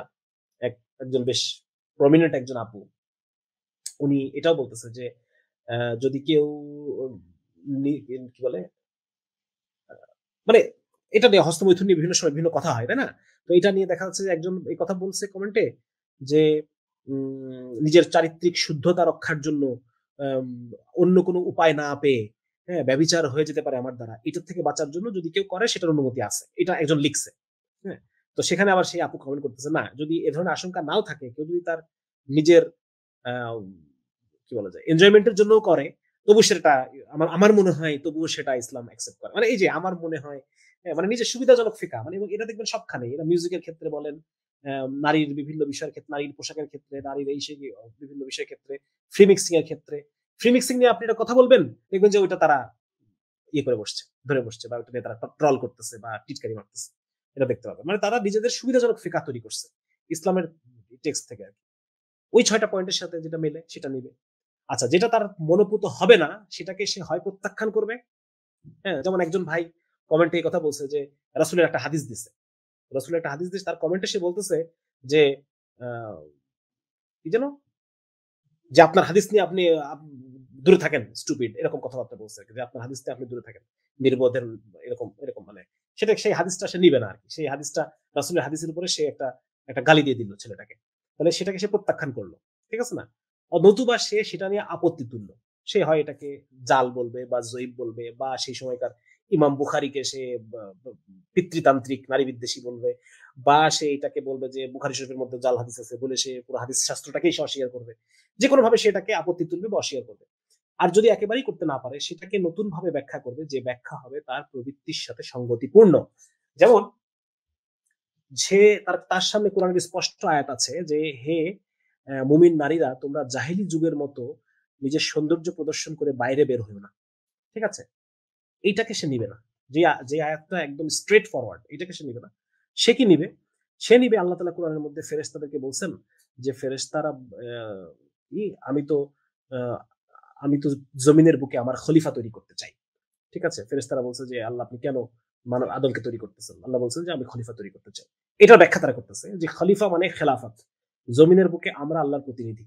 সুতরাং একটা বিচার বিচার মানে কোর্টে, একটা কোর্টে পুরুষ যে পরিমাণ আল্লাহর প্রতিনিধি, আমরা নারীরাও সে পরিমাণ আল্লাহর প্রতিনিধি। সুতরাং আমাদেরকে জজ হিসেবে আমাদের কোর্টে বসতে হবে। অতএব হে নারীরা, তোমরা, হে মুসলিম নারীরা, তোমরা যতদিন না পর্যন্ত তোমরা ঘর থেকে বের হয়ে এসে কোর্ট গুলাতে সমান সমান ভাগ নিয়ে নাও, যতদিন পর্যন্ত তোমরা ভার্সিটি গুলোতে সমান সমান ভাগ না নিয়ে নিচ্ছ, ততদিন পর্যন্ত ইসলাম বিজয়ী হবে না। ঠিক আছে? দেখেন, মানে পয়েন্টটা দেখেন, যেখানে সরাসরি আয়াত, সেই আয়াতটাকে সে রেখে দিল, রেখে দিয়ে সে কোন আয়াতটাকে সে নিজের মতো করে ব্যাখ্যা করলো, ব্যাখ্যা করে সে খেলাফত দাবি করলো যে সে আল্লাহর খলিফা, এবং সে কোর্টে আল্লাহর খলিফা, সে দোকানে আল্লাহর খলিফা, সে পাইলট হিসেবে প্লেনের উপরে আল্লাহর খলিফা, সে যুদ্ধের মধ্যে আর্মি হিসেবে সে আল্লাহর খলিফা। হ্যাঁ, যে যেহেতু আম্মাজান আয়েশা রাদিয়াল্লাহু পর্দার হুকুম, পর্দার বিধান আসার আগে আম্মাজান আয়েশা রাদিয়াল্লাহু তাআলা আনহা উনি মানে কি বলা যায়, ডাক্তার হিসেবে বা চিকিৎসক হিসেবে সেবা শুশ্রূষা করার জন্য কোনো একটা যুদ্ধে গিয়েছিলেন পর্দার হুকুম আসার আগে। সুতরাং এখনো আমরা খলিফা হিসেবে সেনাবাহিনীর মধ্যে আমরা আল্লাহর খেলাফত হিসেবে, আমি যেহেতু আমি নারীও আল্লাহর খেলাফতের অংশ, সুতরাং এটা তোমাকে করতে হবে, তোমাকে আর্মিতে জয়েন করতে হবে। দেখেন এই যে ব্যাখ্যাগুলা, এই যে আলাপগুলা, ঠিক আছে না, এটা হচ্ছে বেছে বেছে গ্রহণ করার বিধান। এই জিনিসগুলো আমাদের এই ইসলামী নারীবাদের বৈশিষ্ট্য, ঠিক আছে না? এবং এদেরকে নারীবাদী বললে আবার মানে মানেও না যে আমি নারীবাদী না, বারবার বলে যে আমি নারীবাদী না। অথচ মানে একজন মানুষ মাথায় সিঁদুর দিছে, মাথায় সিঁদুর দিয়ে সে দেবতার সামনে মাথা ঠুকায় ঠুকায় প্রণাম করতেছে, কিন্তু তাকে হিন্দু বললে সে বলতেছে না আমি হিন্দু না। এটা কি ধরনের কথা হলো? তো সে তার মূল ইমান হচ্ছে ওই 6টা পয়েন্টে, অথচ সে তাকে নারীবাদী বললে সে আবার মানতেছে না। তো বিষয়টা হচ্ছে এটা, যে মোট কথা নারীবাদের যে মূল এজেন্ডা গুলো সেগুলোকেই তারা কোরআন এবং হাদিস থেকে প্রমাণ করার চেষ্টা করবে, এবং যদি প্রমাণ করতে না পারে সেটাকে অস্বীকার করবে, যদি অস্বীকার করতে না পারে সেটাকে তারা তাদের মতো করে ব্যাখ্যা করবে। হ্যাঁ, এটাকে বিশেষভাবে আমাদের ফিকহের ভাষায় বলা হয় ইলহাদ। ইলহাদ বা বক্র করা, মানে বাঁকানো। এবং চট্টগ্রাম ইউনিভার্সিটির প্রফেসর মোজাম্মেল স্যার উনি বলছে একটা কথা, যে নারীবাদের বেসিক হচ্ছে নাস্তিকতা, নারীবাদী দর্শনের মূল হচ্ছে নাস্তিকতা। তো যার কারণে এই নারীবাদকে, এটাকে মানে সুস্পষ্ট ভাবে আলেমরা এটাকে কুফর বলেন, যেটা কুফর। নারীবাদী যে চিন্তাগুলো, নারীবাদী যে পয়েন্ট গুলো, এগুলো সরাসরি কুফর, এগুলো সরাসরি কোরআন এবং হাদিসের আয়াতের মানে বিরোধিতা করা, ঠিক আছে না? স্পষ্ট আয়াতের বিরোধিতা করা, উম্মতের ইজমার বিরোধিতা করা, ইজমা সাহাবায়ে কেরাম যেটার উপর একত্র হয়েছেন, বা উম্মতের উলামায়ে কেরাম যে বিষয়ের উপর একত্রিত হয়েছেন, সেই ইজমার বিরোধিতা করা। যার কারণে এই বিষয়গুলো সম্পর্কে আমাদের জানতে হবে যে নারীবাদের এই 6টা বিষয়কে, যে 6টা বিষয় সরাসরি ইসলামের বিরুদ্ধে, এগুলাকেই ইসলামী রেফারেন্সে, ইসলামের বিভিন্ন মোড়ক পেঁচায়ে, হাদিসের নামে, কোরআনের নামে এই বিষয়গুলোকে আমাদের সামনে উপস্থাপন করা হচ্ছে। কিছু মুসলিম নামধারী, হ্যাঁ, হয়তো হয়তো তারা হিজাব করে, এই ধরনের কিছু আপু, তারা এই বিষয়গুলোকে আমার মানে মুসলিম মেয়েদের মানে মেয়েরা যেহেতু পশ্চিমা নারীবাদকে গ্রহণ করবে না, অতএব তাদেরকে ইসলামী নারীবাদের নামে, কোরআন হাদিসের নামে তাদেরকে এগুলো খাওয়াতে হবে। আলটিমেটলি কি খাওয়াচ্ছি? ওই 6টা পয়েন্ট, পশ্চিমা নারীবাদেরই 6টা পয়েন্ট তাদেরকে আমি খাওয়াচ্ছি, কিন্তু ইসলামের শুরুতে খাওয়াচ্ছি, ঠিক আছে? এবং এটাও দেখা গেছে যে গ্লোরিয়া স্টাইনাম, যিনি নারীবাদের একজন অন্যতম একজন খুঁটি, তাকে সিআইএ তাকে ফান্ডিং করছে, এরকম রেফারেন্স আছে। অলরেডি এটা আমি আনলাম না, ওই ডক্টর ইয়াদ আল কুনাইবের বইয়ের মধ্যে আপনারা পাবেন, সেখানে মানে ফান্ডিং আছে। এবং শুধু তাই না, মানে কলোনিয়ালিজম এখনো পর্যন্ত টিকায় রাখার পিছনে সেই সময়ও দেখেন, সেই সময় যদিও একটা উদাহরণ দিই আপনাদেরকে, নারীবাদটা যে কলোনিয়ালদের একটা অস্ত্র, হাতিয়ার, এটা আমি আপনাদেরকে একটু বোঝানোর জন্য একটা পয়েন্ট বলি। সেটা হচ্ছে যে যখন রামমোহন রায়, ও কি বলে না সরি, উইলিয়াম বেন্টিঙ্ক যখন সতীদাহ প্রথা বিলোপ করছে 1839 সালে, এরকমই মনে হবে, আমার মনে নেই সালটা এই মুহূর্তে। সতীদাহ প্রথা যখন বিলোপ হয়েছে, লর্ড উইলিয়াম বেন্টিঙ্ক বিলোপ করছেন, তার কমপক্ষে 150 বছর আগে আওরঙ্গজেব এটাকে বিলোপ করছে। তারও আগে শাহজাহান করছিল, কিন্তু শাহজাহান এটাকে পুরোপুরি করতে পারে নাই, আওরঙ্গজেব এটাকে মানে বেশ ভালো পরিমাণে বিলোপ করছে। এবং বিলোপ মানে কি, মানে হিন্দু তো মেজরিটি হিন্দু, এখানে তো হুট করে বিলোপ করা যায় না। হ্যাঁ, ব্রিটিশরাও শুরুতে এসে 1757 থেকে শুরু করে 100 বছর বিদ্যুৎ বিলোপ করতে পারে নাই, এরপরে আইন করছে। আওরঙ্গজেব যে কাজটা করছে, ব্যাপারটাকে এতটাই কঠিন করে ফেলছে, এতটাই কঠিন করে ফেলছে, বিভিন্ন আইন কানুন দিয়ে, এই সেই দিয়ে, অমুকের অনুমতি লাগবে, তমুকের অনুমতি লাগবে, লোকাল গভর্নরের অনুমতি লাগবে, হ্যাঁ, তারপর হচ্ছে নারীর নিজস্ব ইচ্ছা থাকতে হবে, এই সেই জোর করা যাবে না, কোনো মোটিভেট করা যাবে না, ইত্যাদি ইত্যাদি, বহু বিধান দিয়ে জিনিসটাকে এত কঠিন করে ফেলছে যে এটা প্রায় দেখা যাচ্ছে যে জিরোর কোঠায় চলে গেছে এত। ঠিক আছে না? কিন্তু তারা কি করলো, ব্রিটিশরা যে কাজটা করলো সেটা হচ্ছে তারা নারীদের প্রতি এই উপমহাদেশের মানুষ কেমন অ্যাটিটিউড করে সেটাকে তারা ফলাও করে প্রচার করলো নিজেদের দেশে। এবং তারা বলতেছে এই এলাকার মানুষ এত অসভ্য, এই এলাকার মানুষ নারীর উপরে এই করে, সেই করে, এইগুলো করে, বিধবা হলে বিয়ে দেয় না, বিধবা হলে বিয়ে দেয় না, কিন্তু মুসলিমরা তো বিধবা হলে বিয়ে করতো। কিন্তু তারা বুঝাইলো যে ভারতীয়রা বিধবা নারীকে বিয়ে করে না, নারীকে ফেলে রাখে, নারীর উপর সতীদাহ করে, জীবন্ত পুরায়, এই সেই, মানে তারা নারী যে উপমহাদেশে নারীরা অত্যাচারের মধ্যে আছে, মুসলিম মানে women, oriental women must be saved, এবং তাদেরকে সেভ করার জন্য আমাদের এই কলোনি করা, এটা জাস্টিফাইবল, এটাকে জাস্টিফাই করা হলো নারীর প্রতি নিগ্রহ দিয়ে। ঠিক একই রকম ভাবে আফগানিস্তানে আক্রমণটাকে জাস্টিফাই করা হবে, হ্যাঁ, যে আফগানিস্তানে নারীকে অধিকার দেওয়া হচ্ছে না। কয়দিন আগে আফগানিস্তানের একজন নারীবাদী বলতেছে যে হে পশ্চিমারা, তোমরা কি মারা গেছো, তোমরা আমাদেরকে উদ্ধার করার জন্য কেন আসতেছো না? দেখেন, মানে কলোনিয়ালিজম বা সাম্রাজ্যবাদ, এটার একটা হাতিয়ার হচ্ছে নারীবাদ। হ্যাঁ, বলা হচ্ছে যে মুসলিমরা নারীর সাথে কিভাবে অ্যাটিটিউড করতে হয় জানে না, সুতরাং মুসলমানদেরকে শেখানোর জন্য আমাদেরকে মুসলমান ল্যান্ড দখল করতে হবে, মুসলমান ল্যান্ড আমাদেরকে দখল করতে হবে, যাতে করে মুসলমানদেরকে সভ্যতা শেখানো যায়। ঠিক আছে, এই বিষয়গুলো কিন্তু ওই সময় খুব আসছে, যখন এই যে আমেরিকা আফগানিস্তান ছেড়ে চলে গেল, সেই সময় নারীবাদীরা খুব কান্নাকাটি করছে, বাংলাদেশেও যারা শাহবাগীরা খুব কান্নাকাটি করছে, যে কেন আমেরিকা চলে গেল, এখন সে দেশের নারীদের কি হবে, আফগান নারীদের কি হবে, যেন আমাদের মা বোন নাই কোনোদিন, আমরা মা বোনের সাথে কিভাবে আচরণ করতে হয় এটা আমরা জানি না। আচ্ছা, তোমার কথা হচ্ছে এই ওভারঅল এই হচ্ছে বিষয়গুলো, যে এইভাবেই নারীবাদের ইসলামীকরণ করা হয়েছে। এবং বর্তমানে কি অবস্থা আপনাদেরকে যদি আমি একটু বলতে চাই, যে 2008 সালে Congress, international Congress on Islamic feminism 2008 সালে স্পেনে বার্সেলোনাতে এইটা প্রোগ্রামটা হয়েছিল আর কি। এখানে বিভিন্ন নারীবাদী যারা আমিনা ওয়াদুদ, হ্যামতান ইত্যাদি বিভিন্ন এরা ছিল আর কি। আচ্ছা, তারপর হচ্ছে আরেকটা ইন্দোনেশিয়াতে 2017 সালে ফিমেল ওলামা কংগ্রেস, হ্যাঁ, মানে আমি যদি বলি কি আলেমা সম্মেলন, ঠিক আছে না, ফিমেল, এবং এবং এই এই 2017 সালের এই প্রোগ্রাম থেকে এই মহিলা আলেম যারা ছিল এরা নিজেরা ফতোয়া দিয়ে দিছে, এরা নিজেরা ফতোয়া দিয়ে দিল। কি ফতোয়া দিয়ে দিল? ইস্যুডে ফতোয়া, তারা একটা ফতোয়া দিল যে মেয়েদের বিয়ের মিনিমাম বয়স 18 হতে হবে। মেয়েদের বিয়ের মিনিমাম বয়স কত হতে হবে? 18 হতে হবে। মানে এই উম্মতের যে মানে মানে অধিকাংশ আলেমদের যে মত, তার বিরুদ্ধে গিয়ে তাই ফতোয়া দিয়ে দিল। ঠিক আছে, যে 18 আগে মেয়েদেরকে বিয়ে দেওয়া যাবে না। মালয়েশিয়ান ফেমিনিস্ট উনি কি বললেন, যে women have an equal right to define Islam, মানে ইসলামের ব্যাখ্যা করার ক্ষেত্রে মেয়েদের ওই পরিমাণই হক আছে যে পরিমাণ হক ছেলেদের আছে। সুতরাং শুধু ছেলে আলেমরাই ব্যাখ্যা করবে না, আমরাও আমাদের মতো করে ইসলামকে ব্যাখ্যা করবো। দেখেন অবস্থা, ঠিক আছে। এবং 2005 সালে আমিনা ওয়াদুদ নামে একজন আমেরিকান ফেমিনিস্ট, উনি মিক্সড জেন্ডার জামাতের নামাজ, মানে জুমার নামাজ, নিউ ইয়র্কে জুমার নামাজ মিক্সড জেন্ডার, সেখানে নারী পুরুষ সবাই একসাথে, এই ছবি আমরা অনেকেই দেখছি, হ্যাঁ, সবাই নারী আর পুরুষ সবাই একই কাতারে দাঁড়াইছে, সেখানে সমকামীরাও আছে, ঠিক আছে না, সবাই আছে সেখানে, এবং আমিনা ওয়াদুদ নামাজ পড়াচ্ছে। মানে এই হচ্ছে তাদের বিভিন্ন অ্যাক্টিভিটিস গুলো আমরা এখানে দেখলাম। এবং বেশ কিছু অর্গানাইজেশন তারা তৈরি করছে সারা পৃথিবীতে মুসলিমদের মধ্যে বিভিন্ন ধরনের, এগুলো সব মুসলিম দেশে। এই যে আফগানিস্তানের নারীদের জন্য নারীবাদী সংগঠন মিনা, তার নাম মিনা, 1977 সালে, আমি জানি না মিনার কার্টুনের মিনার নাম কি ওনার নাম থেকে কিনা আমি নিশ্চিত না, অনেক পুরাতন নারীবাদী, 1977 সালের নারীবাদী। মিনা নামটা কি ওখান থেকে আসছে কিনা আমি নট শিওর। আচ্ছা, তারপর সিস্টার্স ইন ইসলাম, এটা আরেকটা সংগঠন। মুসাওয়াহ বা ইকুয়ালিটি, এটা হচ্ছে আরব নারীদের একটা সংগঠন, আরব নারীদের একটা সংগঠন। ঠিক আছে। আচ্ছা, আচ্ছা ঠিক আছে। আরেকটা হচ্ছে সিস্টারহুড। হ্যাঁ, এটা ইউরোপের কিছু দেশের নারীদের সংগঠন, এটা নারীবাদীদের সংগঠন। আর প্রমিনেন্ট কিছু নারীবাদী যদি আপনার পরিচয় করে দিই, একটা হচ্ছে আমিনা ওয়াদুদ, উনি প্রফেসর, ভার্জিনিয়া কমনওয়েলথ ইউনিভার্সিটির প্রফেসর। উনি ইসলামে কনভার্ট হয়েছে 1972 সালে এবং কনভার্ট হয়ে মুসলিম নারীদের 12টা বাজাচ্ছে আর কি। আচ্ছা, লেইলা আহমেদ, উনিও প্রফেসর একজন। ফাতেমা মেরনিসি, উনি বিখ্যাত, উনি আরব আরব আরব ভূখণ্ডে সর্বপ্রথম উনি নারীবাদকে আমদানি করে, ফাতেমা মেরনিসি, মরক্কো। ঠিক আছে, এই যে প্যারিসে পড়ে আসছে, প্যারিসে পড়ে এসে এটা আমদানি করছে আর কি। আচ্ছা, নেক্সট হচ্ছে আর কে, আরো কয়েকজন আছে, বিভিন্ন আমেরিকান ফিলোসফার, উনি একজন প্রফেসর। রিফাত হাসান, উনি একজন প্রফেসর। আসমা ল্যাম্বার্ট, মরক্কোর একজন ডক্টর প্লাস। আচ্ছা, আসমা বার্লাস, উনি একজন প্রফেসর নেদারল্যান্ডে।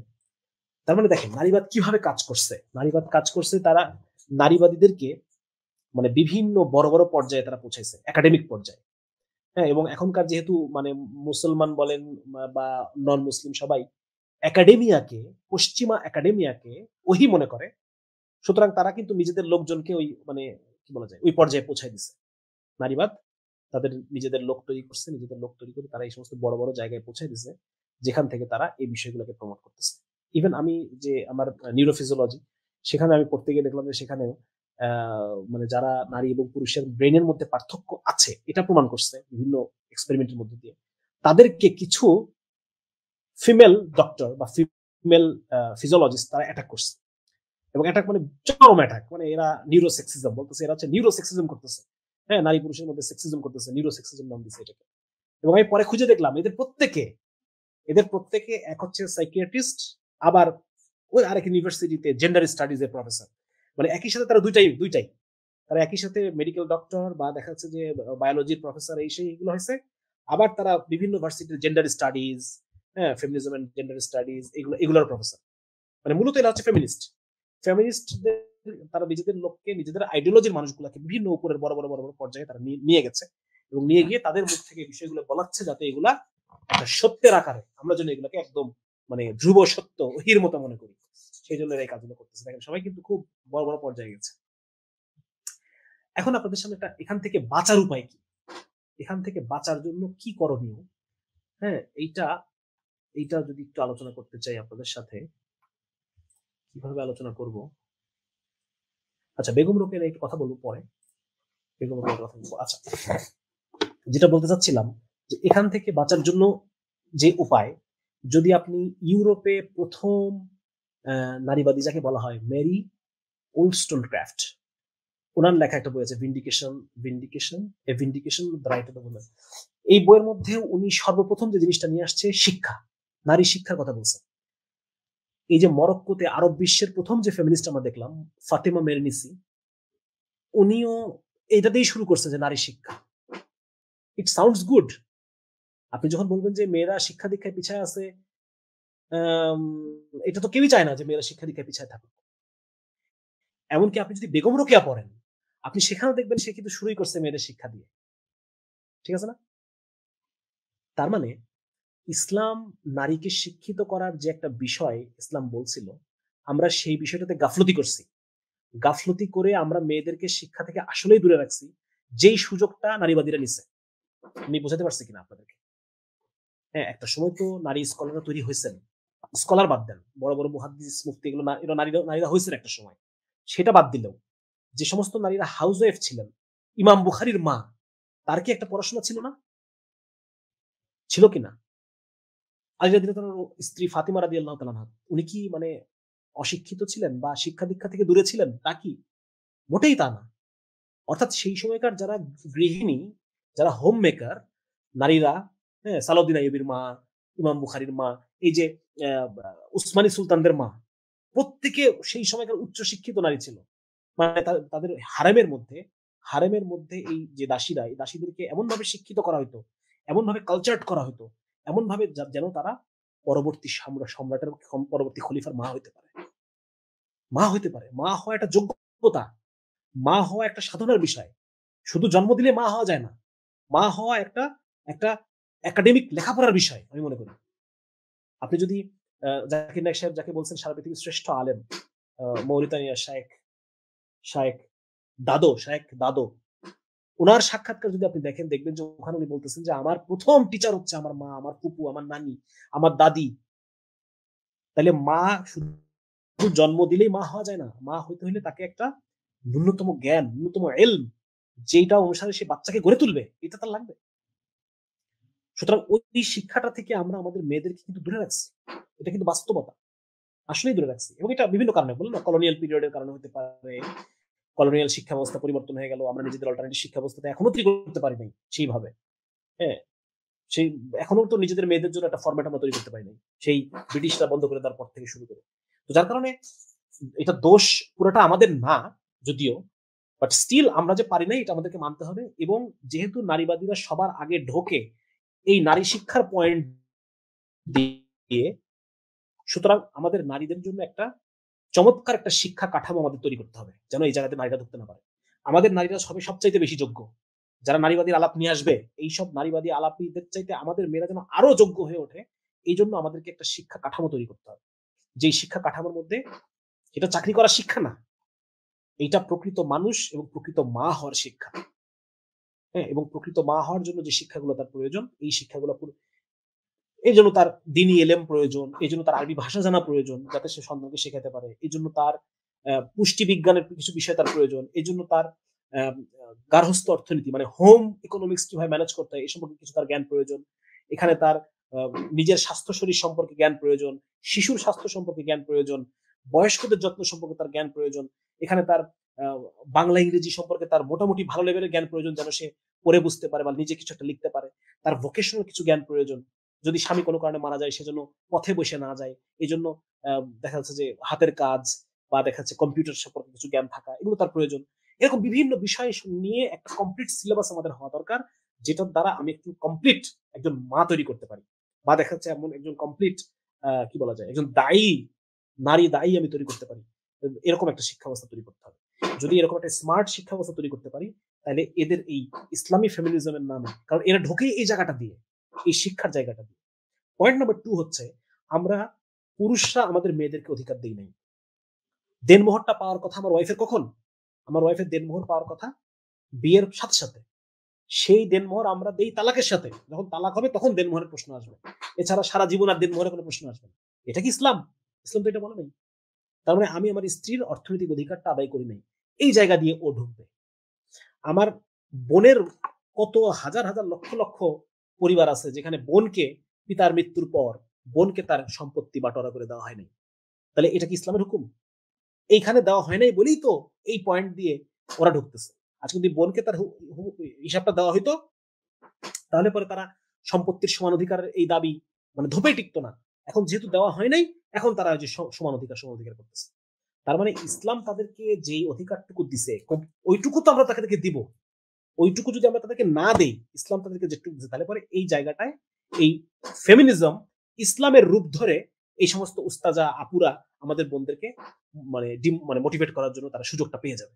যার কারণে সর্বপ্রথম এটা নিয়ে আমাদের ছেলেদের আলাপ করতে হবে। মেয়েরা আলাপ করলে তো আমাদের কানে খারাপ শোনা যায় নাকি? তাহলে পরে আমাদের ছেলেদেরকেই এই বিষয়গুলো নিয়ে বেশি থেকে বেশি আলাপ করতে হবে। ইসলাম আমাদের মেয়েদেরকে কি অধিকার দিয়েছে সেগুলো দেওয়ার জন্য আমি মনে করি আপনাদের প্রত্যেক গ্রামে গ্রামে, প্রত্যেক মসজিদে মসজিদে আপনাদের একটা টিম হওয়া দরকার। যেই টিম মানে রেগুলার এই বিষয়গুলো নিয়ে আহ, মসজিদে মসজিদে বিভিন্ন মানে যারা মুরব্বী আছে বা যারা স্থানীয় মানুষজন তাদেরকে এই বিষয়গুলো নিয়ে কাউন্সিলিং করা, মেয়েদেরকে কি অধিকার আল্লাহ দিয়েছে। হ্যাঁ, বিশেষ করে সম্পত্তির অধিকার তো কোরআনে আল্লাহ উল্লেখ করে দিছে, এটা তো মানে কোনোভাবেই এটা ব্যক্ত করার কোনো সুযোগ নেই, ফরজ। না দিলে কঠিন গুনাহ হবে যদি কেউ বোনের সম্পত্তির অধিকার না দেয়। তো এই বিষয়গুলো সম্পর্কে আমার মনে হয় যে যদি আমরা একটা জাগরণ, একটা পাল্টা আন্দোলন, নারীবাদী আন্দোলনের মতো আমরা একটা আন্দোলন তৈরি করতে পারি, যেটা মসজিদে মসজিদে ইসলাম নারীকে কি কি অধিকার দিয়েছে এই বিষয়গুলো সম্পর্কে মানুষকে সচেতন করা, আমার মনে হয় যে এটা ঠেকানো সম্ভব। এটা ঠেকানো সম্ভব, বেশি বেশি আলোচনা হওয়া দরকার। আর বোনদের মধ্যে নিজেরা নিজেরা এই বিষয়গুলো নিয়ে আলোচনা হওয়া প্রয়োজন।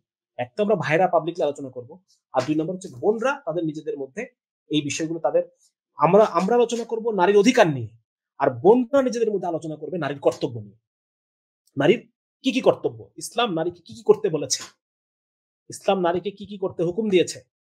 স্বামীর আনুগত্যের কথা আমি যদি বলি শুনতে খারাপ শোনা যাবে, কিন্তু বোনরা নিজেরা নিজেরা যখন আলাপ করবে তখন এটা গিয়ে একটা ভালো একটা জিনিস তৈরি হয়। হ্যাঁ, একজন বোন যখন দেনমোহরের অধিকারের কথা বলতেছে তখন অনেকে এই বিষয়টা মেনে নিতে পারতেছে না। এটা আমরা ভাইদের ভাইদের আলোচনা করতে হবে। আমরা আলোচনা করব এটা। আপনারা করবেন না। আপনারা নিজেদের মধ্যে আপনাদের কর্তব্য নিয়ে আলোচনা করবেন। আর আমরা বাইরে আলোচনা করব আপনাদের অধিকার নিয়ে। এইভাবে যদি আমরা একটা যৌথভাবে একটা কাজ করতে পারি, ইনশাআল্লাহ তাআলা এটা সুন্দর একটা অবস্থা তৈরি হবে। আরেকটা বিষয় হচ্ছে পশ্চিমা বিশ্ব এই যে এই নারীবাদের মাধ্যমে একটা জেন্ডার স্ট্রেস তৈরি করে ফেলছে। হ্যাঁ, নারীরা পুরুষকে শত্রু মনে করে, পুরুষরা নারীকে শত্রু মনে করে। এই যে জেন্ডার স্ট্রেসটা এটাও আমাদের দিনই ঘরানায় চলে আসছে।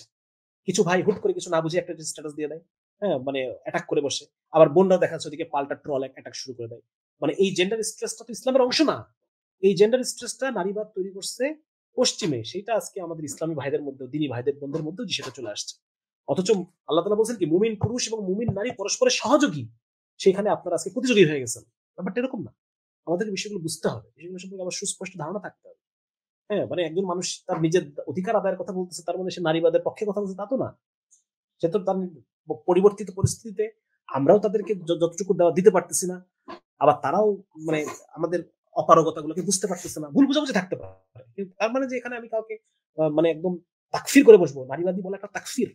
কাউকে আপনি নারীবাদী বলতেছেন এটা একটা তাকফির। হ্যাঁ, তো যার কারণে এটা আমরা এগুলো থেকে বিরত থাকি। বোনরা বোনদের মধ্যে আপনাদের কর্তব্য নিয়ে আলোচনা করবেন। আমরা ভাইদের মধ্যে আপনাদের অধিকারগুলো নিয়ে আলোচনা করব পাবলিকলি। ঠিক আছে? এটা হচ্ছে সলিউশন হতে পারে। আচ্ছা, অনেক আলোচনা করলাম, অনেক কথা বলে ফেললাম। আর মানে শরীরে টানতেছে না। আপনার যদি কোনো প্রশ্ন থাকে আপনারা একটু করতে পারেন। প্রশ্নের আলোকে হয়তো আরো কিছু কথাবার্তা চালানো যেতে পারে আরকি। ও বেগম রোকেয়া নিয়ে আলাপ। বেগম রোকেয়ার আমি আম বেগম রোকেয়ার প্রবন্ধ সংগ্রহ বইটা আমি পুরাপুরি আলাপ করলাম আরকি। তো এখানে আ বেগম রোকেয়ার যে প্রবন্ধ সংগ্রহ বইটা নিয়ে আমি বেশ ঘাটাঘাটি করছি ওই সময়। ওখানে ওখানে কিছু পজিটিভ আলাপ বেগম রোকেয়া করেছেন। কিন্তু এখানে একটা চমৎকার আলাপ আমি পেলাম। সেটা হচ্ছে বেগম রোকেয়া উনি বিয়ে করছেন কাকে দেখেন? সাখাওয়াত হোসেন নামে একজন ভদ্রলোককে, যিনি ছিলেন deputy magistrate of Bhagalpur. Deputy magistrate কারা হয় ব্রিটিশ পিরিয়ডে? ব্রিটিশ পিরিয়ডে ডেপুটি ম্যাজিস্ট্রেট তারাই হবে যারা ইউরোপিয়ানাইজড নেটিভ। ইউরোপিয়ানাইজড নেটিভ যারা, হ্যাঁ, ইউরোপীয় চিন্তাধারা যারা ধারণ করে সেই সমস্ত মানুষগুলো ডেপুটি ম্যাজিস্ট্রেট হবে। এবং ঠিক তাই এই সাখাওয়াত হোসেন সাহেব ভদ্রলোক উনি পড়াশোনা করেছেন ইংল্যান্ডে এবং উনি একজন লিবারাল মানুষ ছিলেন। ধর্মের ব্যাপারে লিবারাল। তো তার স্ত্রী তো এরকম হবেই। এটা তো কিচ্ছু করার নাই। এটা তো তার স্ত্রী তো এমনই হবে। কারণ বাংলা ইংরেজি পড়ছে এটা তো সমস্যা না। মেয়েদেরকে তো আমরা পড়াবো। আমাদের ইসলামের মধ্যেই তো এটা আছে। ঠিক আছে না? কিন্তু আহ, মানে বিষয়টা তো এরকম না যে ইসলাম ছেড়ে অন্যখানে আমাকে সমাধান খুঁজতে হবে। ধর্মকে বলতে হবে পুরুষরা ধর্মকে বানিয়েছেন। এগুলো বেগম রোকেয়া বলেছে তার মতিচুর বইয়ের মধ্যে, এগুলো কথাবার্তা আছে যে ধর্মকে পুরুষ পুরুষ বানিয়েছে। এ ধরনের কথাবার্তা বলেছে। যাই হোক, তো মোট কথা আজকের আলাপ এখানে শেষ করে রাখলাম। আলাপ হয়ে গেছে প্রায় 2 ঘন্টা। যদি কারো কোনো প্রশ্ন থাকে আপনারা একটু পোস্ট করতে পারেন কি কোনো কোশ্চেন থাকে। অল্প সময় 10 মিনিট, বেশি না 10 মিনিট। আলহামদুলিল্লাহ। এক ভাই লিখছে যে মানে এখন দেশ দেশ রসাতলে যাচ্ছে আর এইগুলো আলাপ পাইছেন এখন খুঁজে আপনারা। হ্যাঁ, আপনারা যে সারাদিন ফুটবল নিয়ে আলাপ করেন তখন কিছু হয় না নাকি? হ্যাঁ, দেশ রসাতলে যাচ্ছে, দেশ আমাদের কনসার্ন না। দিন রসাতলে যাচ্ছে এটা আমাদের কনসার্ন। দেশ চলে গেলে আপনার আল্লাহ জিজ্ঞেস করবে না যে তুমি দেশের জন্য কি করছো। আল্লাহ জিজ্ঞেস করবে দিনের জন্য কি করছো, মা দিনুকা, তোমার দিনের কি অবস্থা ছিল। আল্লাহ রসুলের দিন থেকে মানুষ দূরে চলে যাচ্ছে, তখন তুমি কি করছো ইসলামের জন্য, আল্লাহ এটা জিজ্ঞেস করবে। দেশ কনসেপ্ট থেকে আসছে এগুলো পড়াশোনা করেন। পড়াশোনা তো করবেন না, দেখবেন তো ফুটবল খেলা। পড়াশোনা করেন জাতি রাষ্ট্র থেকে আসছে, কোথায় থেকে। আগে তো আমরা এক উম্মত ছিলাম, খেলাফত ছিল, সেখান থেকে জাতি রাষ্ট্র কিভাবে হলো, কারা বানাইলো, এগুলো পড়াশোনা করতে হবে ভাই। আলগা ফালতু আলাপ করে লাভ নাই। কারো কোনো প্রশ্ন তাহলে করতে পারেন।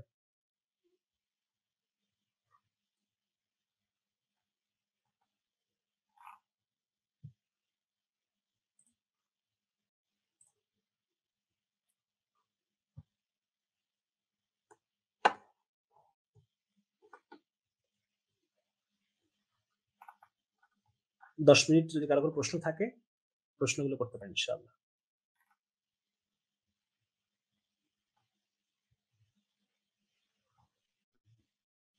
ভাই, একজন ভাই একটা প্রশ্ন করেছেন, যেটা হচ্ছে যে ফেমিনিজম নিয়ে বাংলায় কোনো ভালো বই আছে কিনা। আচ্ছা, ফেমিনিজম নিয়ে বাংলায় ভালো কোনো বই? আচ্ছা, একটা বই আছে ডক্টর ইয়াদ আল কুনাইবি। ওনার হচ্ছে নারীবাদের স্বরূপ সন্ধান। হ্যাঁ, এইটা একটা বই আমি সম্পাদনা করছি। ওখানে আমি ছবি টবি পর্যাপ্ত যা যা লাগে দেওয়ার চেষ্টা করছি আর কি। ওটা এখন আসে নাই। ওইটা সত্যায়ন প্রকাশনী থেকে আসবে। অনুবাদ করছেন ইফতেখার সিফাত ভাই। এটা একটা ভালো বই হবে ইনশাআল্লাহ। ২ নম্বর হচ্ছে আমার লেখা একটা বই ডাবল স্ট্যান্ডার্ড 2। এই বইটা পড়তে পারেন। এই এই বইটা পড়লে পরে মোটামুটি অনেক বিষয়গুলো সম্পর্কে একটা ডিটেইলস ধারণা পাওয়া যাবে। আচ্ছা, আরেকটা বই ফাউন্টেন পাবলিকেশন থেকে আ বিহাইন্ড ফেমিনিজম এরকম একটা বই আছে। হ্যাঁ, এইটা সম্পর্কে এটাও পড়তে পারেন। সেই সাথে সিয়ান প্রকাশনীর ৩টা বই নারীবাদ সিরিজ সিয়ান প্রকাশনীর। একটা হচ্ছে আনপ্রোটেক্টেড, একটা হচ্ছে সফলতার কান্না, আর একটা হচ্ছে সারেন্ডার্ড ওয়াইফ। এই ৩টা বই তিনজনই পশ্চিমা মানে অমুসলিম তাদের লেখা। এই ৩টা বই পড়লে একটা বিস্তারিত ধারণা বাংলাতে পেয়ে যাবেন ইনশাআল্লাহ তাআলা। আচ্ছা। হ্যাঁ, ফেমিনিজমের ভূত পুরুষদের মধ্যে না, পুরুষদের মধ্যে আছে, প্রচুর আছে। প্রচুর, প্রচুর। এমনকি আ মানে মিশরে যিনি ফেমিনিজমের প্রবক্তা উনি একজন পুরুষ মানুষ। একজন পুরুষ ভদ্রলোক। সে হচ্ছে ফেমিনিজম আমদানি করছে আরকি। প্রচুর পুরুষ আছে ফেমিনিস্ট। এই মানে সিম্প্যাথি চায় আরকি। আচ্ছা, শায়েখ আমার একজন অত্যন্ত প্রিয় আলেম মাওলানা মাজিদুর রহমান সাহেব একটা প্রশ্ন করেছে। নারীদের শিক্ষা সিলেবাস নিয়ে কথা হলো, কোনো বিস্তারিত গাইডলাইন পাওয়া যাবে কিনা? আচ্ছা, এই বিষয়টা আমি আ দু দুই মানে ২০১৮ সালে চিন্তা করছি। এরপরে আমাকে অনেকেই এই বিষয় নিয়ে অনেক প্রস্তাব দিয়েছেন আরকি। যেমন ভাই, হাফিজ আল মুনাদি ভাই, উনাদের মাদ্রাসায় এরকম একটা করার কথা ছিল। কিন্তু আমি আসলে এতই গাফেল, সব বিষয়ে গাফলতি পেয়ে বসে আরকি। পরে আর এই বিষয়ে কোনো কাজ হয় নাই। আমি চেষ্টা করছিলাম মাঝখানে কয়েকজনকে দিয়ে কয়েক কিছু লেকচার তৈরি করার আরকি। যেমন একজন পুষ্টিবিদ, ওনাকে দিয়ে কিছু নিউট্রিশন এর উপর কিছু লেকচার তৈরি করা, বা একজন ডাক্তারকে দিয়েছিলাম গর্ভকালীন বিষয়গুলো সম্পর্কে কিছু লেকচার তৈরি করা। পরে যে আর এগুলো কালেক্ট করে জমা করব, আর এটা মানে করতে পারি নাই আরকি। আমার কমজোরি আরকি। তো বিষয়গুলো নিয়ে কাজ হওয়া দরকার, তাই না? এই জিনিসগুলো খুব জরুরি আসলে। কারণ আমরা রাস্তাগুলো বন্ধ না করলে পরে তো রাস্তা দিয়ে চোর ঢুকবেই। আল্লাহ কবুল করুক। আল্লাহ তাআলা মাওলানা সাহেবকে কবুল করুক এই কাজের জন্য। আমিন। আল্লাহ কবুল করুক। একাধিক বিবাহের ক্ষেত্রে নারীদের মনোভাব কি? আচ্ছা, নারীবাদীদের মনোভাব একাধিক বিয়ের ক্ষেত্রে, প্রথম কথা হচ্ছে একাধিক বিবাহ এটা একটা পুরুষতান্ত্রিক, মানে ওই যে ৬ টা পয়েন্টের কথা বললাম না? ওই ৬ টা পয়েন্টের সাথে এই একাধিক বিবাহটা বিরুদ্ধে চলে গেছে ওদের আরকি। হ্যাঁ, তাদের পুরুষ পিতৃতন্ত্র, এটা এটা একটা জিনিস। ২ নাম্বার হচ্ছে তাদের যে ঘরে কাজ করতে হবে, হ্যাঁ? একাধিক বউ থাকবে, তারা ঘরটর সামলাবে। মানে এই যে একটা পরিবেশ, হ্যাঁ? মানে এটা তাদের পুরোটাই তাদের যে আইডিওলজি এটার বিরুদ্ধে। তারা যে ব্যক্তি স্বাধীনতার কথা বলে, একাধিক বউ থাকা মানে কি? তারা স্বামীর কন্ট্রোলে চলবে। হ্যাঁ? একজন স্বামী, একাধিক বউ। মানে 1:1 এর মধ্যে যেরকম একটা সমান একটা ব্যাপার আছে নাকি? একজন স্বামী, একজন স্ত্রী। এর মধ্যে একটা সমান ইকুয়াল রাইটস, ইকুয়াল ভাগাভাগি একটা বিষয়। কিন্তু একজন স্বামীর যখন ৪ জন স্ত্রী থাকবে তখন সেটা হয়ে যাবে একটা অধীনতা সম্পর্ক। অধীনতা সম্পর্ক। তাহলে এই অধীনতা সম্পর্কটা তো ওরা মাইনে নেবে না, তাই না? ব্যক্তি স্বাধীনতা, কেউ কাউকে নিয়ন্ত্রণ করবে না, আমার যৌনতা কেউ নিয়ন্ত্রণ করবে না। এগুলা একাধিক বিয়ে ওদের আসলে হবে না। ওরা এটা না। তবে ওরা মানে ফ্রি সেক্স বিষয়টাকে তারা আবার খুব সাপোর্ট করে। একাধিক বিয়ে সাপোর্ট করবে না। হ্যাঁ? কিন্তু ফ্রি সেক্স আবার তারা সাপোর্ট করে। আচ্ছা। আল্লাহ কবুল করুক। আল্লাহ তাআলা আজকের আমাদের আলোচনার মধ্যে যদি কোনো ভুল ত্রুটি থাকে আল্লাহ তাআলা মাফ করে দিক। যে কথাগুলো কাজের কথা সেগুলোর জন্য আল্লাহ তাআলা আমাদেরকে এগুলো নিয়ে পরিকল্পনা করার তৌফিক দান করুক। এগুলো নিয়ে দ্রুত আ কাজে নেমে যাওয়ার জন্য আল্লাহ তাআলা তৌফিক দান করুক। হ্যাঁ, এবং আচ্ছা, একজন ভাই বাংলাদেশের প্রেক্ষাপটে এই যে এখন দেখছেন, এখন শেষ করে দিচ্ছি। এখন একটার পর একটা প্রশ্ন আসছে। প্রেক্ষাপটে ফেমিনিজমের বর্তমান অবস্থা কি? কত গভীরে পৌঁছে গেছে বলে মনে করেন? এটা আসলে ভাই আমার মতে এটা আ অনেক গভীরে, অনেক। এটা চিন্তার বাইরে। বিশেষ করে মিনার কার্টুন বা এই ধরনের বিষয় থেকে ছোটবেলা থেকে আমাদের কিভাবে বড় করা হয়েছে, তাই না? বিভিন্ন পাঠ্যপুস্তকের মধ্য দিয়ে, এই সেই দিয়ে, হ্যান-ত্যান দিয়ে। মানে এই যে আজকে আমরা যারা আলাপ করতেছি, এই বিষয়গুলো তো আমরা কোনদিন জানতামই না। আমি কোনদিন জানতাম না। আমি যে এই যে ডাবল সেট 2 লেখার আগে যে এত কিছু সারা পৃথিবীতে ঘটে যাচ্ছে, বা পশ্চিম একাডেমিয়াতে এত কিছু নিয়ে আলোচনা হচ্ছে। আপনারা জানেন কিনা? ব্রিটেনে একটা আন্দোলন আছে ট্র্যাড ওয়াইফ। ট্র্যাড ওয়াইফ মানে ব্রিটেনের মেয়েরা এখন এতটাই ত্যক্ত বিরক্ত এই নারীবাদের জ্বালায়। তারা এখন বলতেছে আমরা তো আগেই ভালো ছিলাম। আমরা আগে ঘরে থাকতাম, ঘুমায়ে থাকতাম। মানে যখন শরীর অসুস্থ তখন একটু রেস্ট নিতাম। হ্যাঁ, এখন আমাদেরকে পুরুষের মতো করে ছুটাইতেছে, ঠিক আছে না? এই যে তারা নিজেই বুঝতে পারতেছে যে আসলে এই নারীবাদ তাদের জন্য ভালো হয় নাই। নারীবাদ তাদের জন্য তাদের শরীরকে শেষ করে দিচ্ছে, মন শেষ করে দিচ্ছে, পরিবারকে শেষ করে দিচ্ছে। তারা নিজেরা বুঝতে পারতেছে। ঠিক আছে? তো এখন কিন্তু বাংলাদেশে তো এই আলোচনা নাই। হ্যাঁ, বাংলাদেশেই এখন না আমরা এই বিষয়গুলো নিয়ে পড়াশোনা করে বিষয়গুলো সামনে আনার চেষ্টা করতেছি। কিন্তু এতদিন পর্যন্ত ওরাই তো একচেটিয়া খেলে গেছে না? পাঠ্যপুস্তকে হ্যান-ত্যান বিভিন্ন জায়গায়। তো যার কারণে এটা অধিকাংশ মানুষের মধ্যেই ফেমিনিজমের কিছু না কিছু বিষয় আপনি পাবেন। হ্যাঁ, কারো কাছে একটা পাবেন, কারো কাছে ২ টা পাবেন। হয় এখন ফেমিনিজমের এগেইনস্টে আপনি এখন আরেকটা আছে, মেনিনিজম। পুরুষ পুরুষবাদ। ফেমিনিজম আর এটার নাম হচ্ছে মেন মেন মেনিনিজম। তাহলে ফেমিনিজমের কিছু জিনিস কারোর মধ্যে পাবেন, আবার মেনিনিজমের জিনিসও কিন্তু অনেক মানুষের মধ্যে আপনি পাবেন। এই যে বিভিন্ন গ্রুপ ট্রুপ আছে যেহেতু গ্রুপে একদম মেয়েদের নিয়ে একদম ইচ্ছা মতো যা ইচ্ছা তাই বলতেছে। তাহলে এটা তো একটা প্রবলেম, এটাও তো ইসলামের সাথে সাংঘর্ষিক নাকি? ফেমিনিজম যেরকম সাংঘর্ষিক, মেনিনিজমও সাংঘর্ষিক। তার মানে এই দুইটা বিষয়ই আপনি মানুষের মধ্যে পাবেন, কিন্তু ফেমিনিজমটা ওরা প্রমোট করতেছে বিভিন্ন ইসের মধ্য দিয়ে। কিন্তু আমাদের একটা ভারসাম্যপূর্ণ চিন্তা দরকার। এই জন্য বেশি বেশি এই ধরনের সেশন গুলো বেশি বেশি আলাপ হওয়া দরকার, নিজেদের মধ্যে মেহনত হওয়া দরকার, মসজিদে মসজিদে টিম হওয়া দরকার, মেহনত করা দরকার। হ্যাঁ, মেয়েদের বিষয়গুলো নিয়ে, কারণ মেয়েরা তো এমনিতেই মানে তাদের জন্য আমরা কোনো জায়গা তৈরি করতে পারি নাই। তারা একখানে বসে একটা বিষয় আলোচনা করবে, এই ধরনের কোনো ভালো জায়গা, সহি জায়গা আমরা করতে পারি না। আমরা তো প্রতি জুমাবারে ইমাম সাহেবের মুখ থেকে কিছু কথাবার্তা শুনতে পাই। এরা তো বছরের পর বছর কোনো কথা শুনে না। বছরের পর বছরই ইসলাম সম্পর্কে তারা কোনো কথা শুনতে পায় না। অথচ টিভি কিন্তু ঠিকই দেখে। ঠিক আছে না? তাহলে কিভাবে আপনি আটকাবেন? এই জন্য বেশি বেশি জায়গা তৈরি করা দরকার যেগুলোর দ্বারা তাদের কাছে এই এই আওয়াজগুলো পৌঁছানো যায়। ঠিক আছে? ছোট বোন ক্লাস 9 এ পড়ে, বাসায় ইসলামী মূল্যবোধের চর্চা হলেও স্কুলে একটা দীর্ঘ সময় সে স্কুলে থাকে। ফলে বান্ধবীদের চিন্তা চেতনার প্রভাব তার মধ্যে লক্ষ্য করেছি। এক্ষেত্রে আমার কি করণীয়? এই ক্ষেত্রে করণীয় হচ্ছে আপনি বাসায় তালিম চালু করেন। বাসায় তালিম চালু করেন। আমার বোনকে বলতেও হয় নাই যে তুমি পর্দা করো। আলহামদুলিল্লাহ তালিমে বসতে তার মধ্যে একদম পুরোপুরি পরিবর্তন চলে আসছে। হ্যাঁ, সে তালিম শুরু করার সম্ভবত ১ থেকে ১.৫ মাসের মাথায় সে টিভি দেখা বাদ দিয়ে দিছে, সে পর্দা করা শুরু করেছে। তার মানে তালিম বিরাট জিনিস ভাই। ঘরে তালিম করা এটা বিরাট জিনিস। এজন্য আপনি ওলামাদের সাথে পরামর্শ করে বাসায় একটা তালিমের ব্যবস্থা করেন। কোন একটা বই, হ্যাঁ, যেমন ফাজাল আমাল হতে পারে, মুনতাহা হাদিস হতে পারে, রিয়াজুস সালিহিন, আদাবুল মুফরাদ। আমি ইদানিং যে তালিম করতেছি ফাইজুল কালাম, মুফতি ফাইজুল্লাহ সাহেবের বইটা খুব মুফিদ মাশাআল্লাহ। এই বইগুলো নিয়ে তালিম হতে পারে বাসায়। ঠিক আছে? এগুলো নিয়ে বাসায় তালিম করেন ইনশাআল্লাহ, দেখবেন যে ম্যাজিকের মতো কাজ হবে। আল্লাহ তৌফিক দিলে দোয়া করতে থাকেন। কারণ আমাদের আসলে পরিবারকে রক্ষা করার জন্য এই শেষ একটা জিনিস আমাদের হাতে আছে, পরিবার। এটাও যদি রক্ষা করতে না পারি তাহলে তার সব শেষ হয়ে যাবে। আচ্ছা, বিভিন্ন প্রাইভেট ফেসবুক গ্রুপগুলোতে পরোক্ষভাবে ফেমিনিজমকে উস্কে দেওয়া হচ্ছে। হ্যাঁ, তা হচ্ছে। সেগুলো পড়ে বন্ধুর দৃষ্টিভঙ্গি পাল্টে যাচ্ছে। এই ব্যাপারে আসলে কি করা যাবে? এগুলো আসলে এগুলো নিয়ে ভাইরাল লেখালেখি করতেছেন, কথা বলতেছেন। এভাবেই বলতে হবে, চালাতে হবে। বাকি কিছু একটা গ্রুপ আছে যেটা নিয়ে আমরা কাজ করতেছি আরকি। হ্যাঁ, মানে আমরা চেষ্টা করতেছি আমাদের আহলিয়াদেরকে সেখানে নিয়ে সেই গ্রুপের মধ্যে মোটামুটি কিছু বিষয় যেন ঠিক থাকে। যেমন এটার মূল মানে পরামর্শক হিসেবে আছেন হাফেজ আল মুনাদি ভাইরা আহলিয়া, মুফতিয়া, হ্যাঁ? মাশাআল্লাহ উনি মুফতি সাহেবা। উনি এটাতে আছেন। সেই সাথে বিভিন্ন মানে ওলামা হযরত যারা আছেন আমাদের মধ্যে যারা বিবাহিত, তাদের আহলিয়ারাও এই গ্রুপে আছে। তা এটা আপনারা একটু করতে পারেন যে গ্রুপটার নাম গ্রুপটার নাম কি আমি আসলে জানি না। উনারা গ্রুপে নেন হচ্ছে ভয়েস চেক করে তারপর গ্রুপে নেন। যাতে মানে নারী ছাড়া অন্য কেউ এখানে না থাকতে পারে। ওই যে আওয়ার ফিমেল ইয়থ এই পেজটা থেকে উনারা কার্যক্রম মোটামুটি চালান আরকি। Our female youth.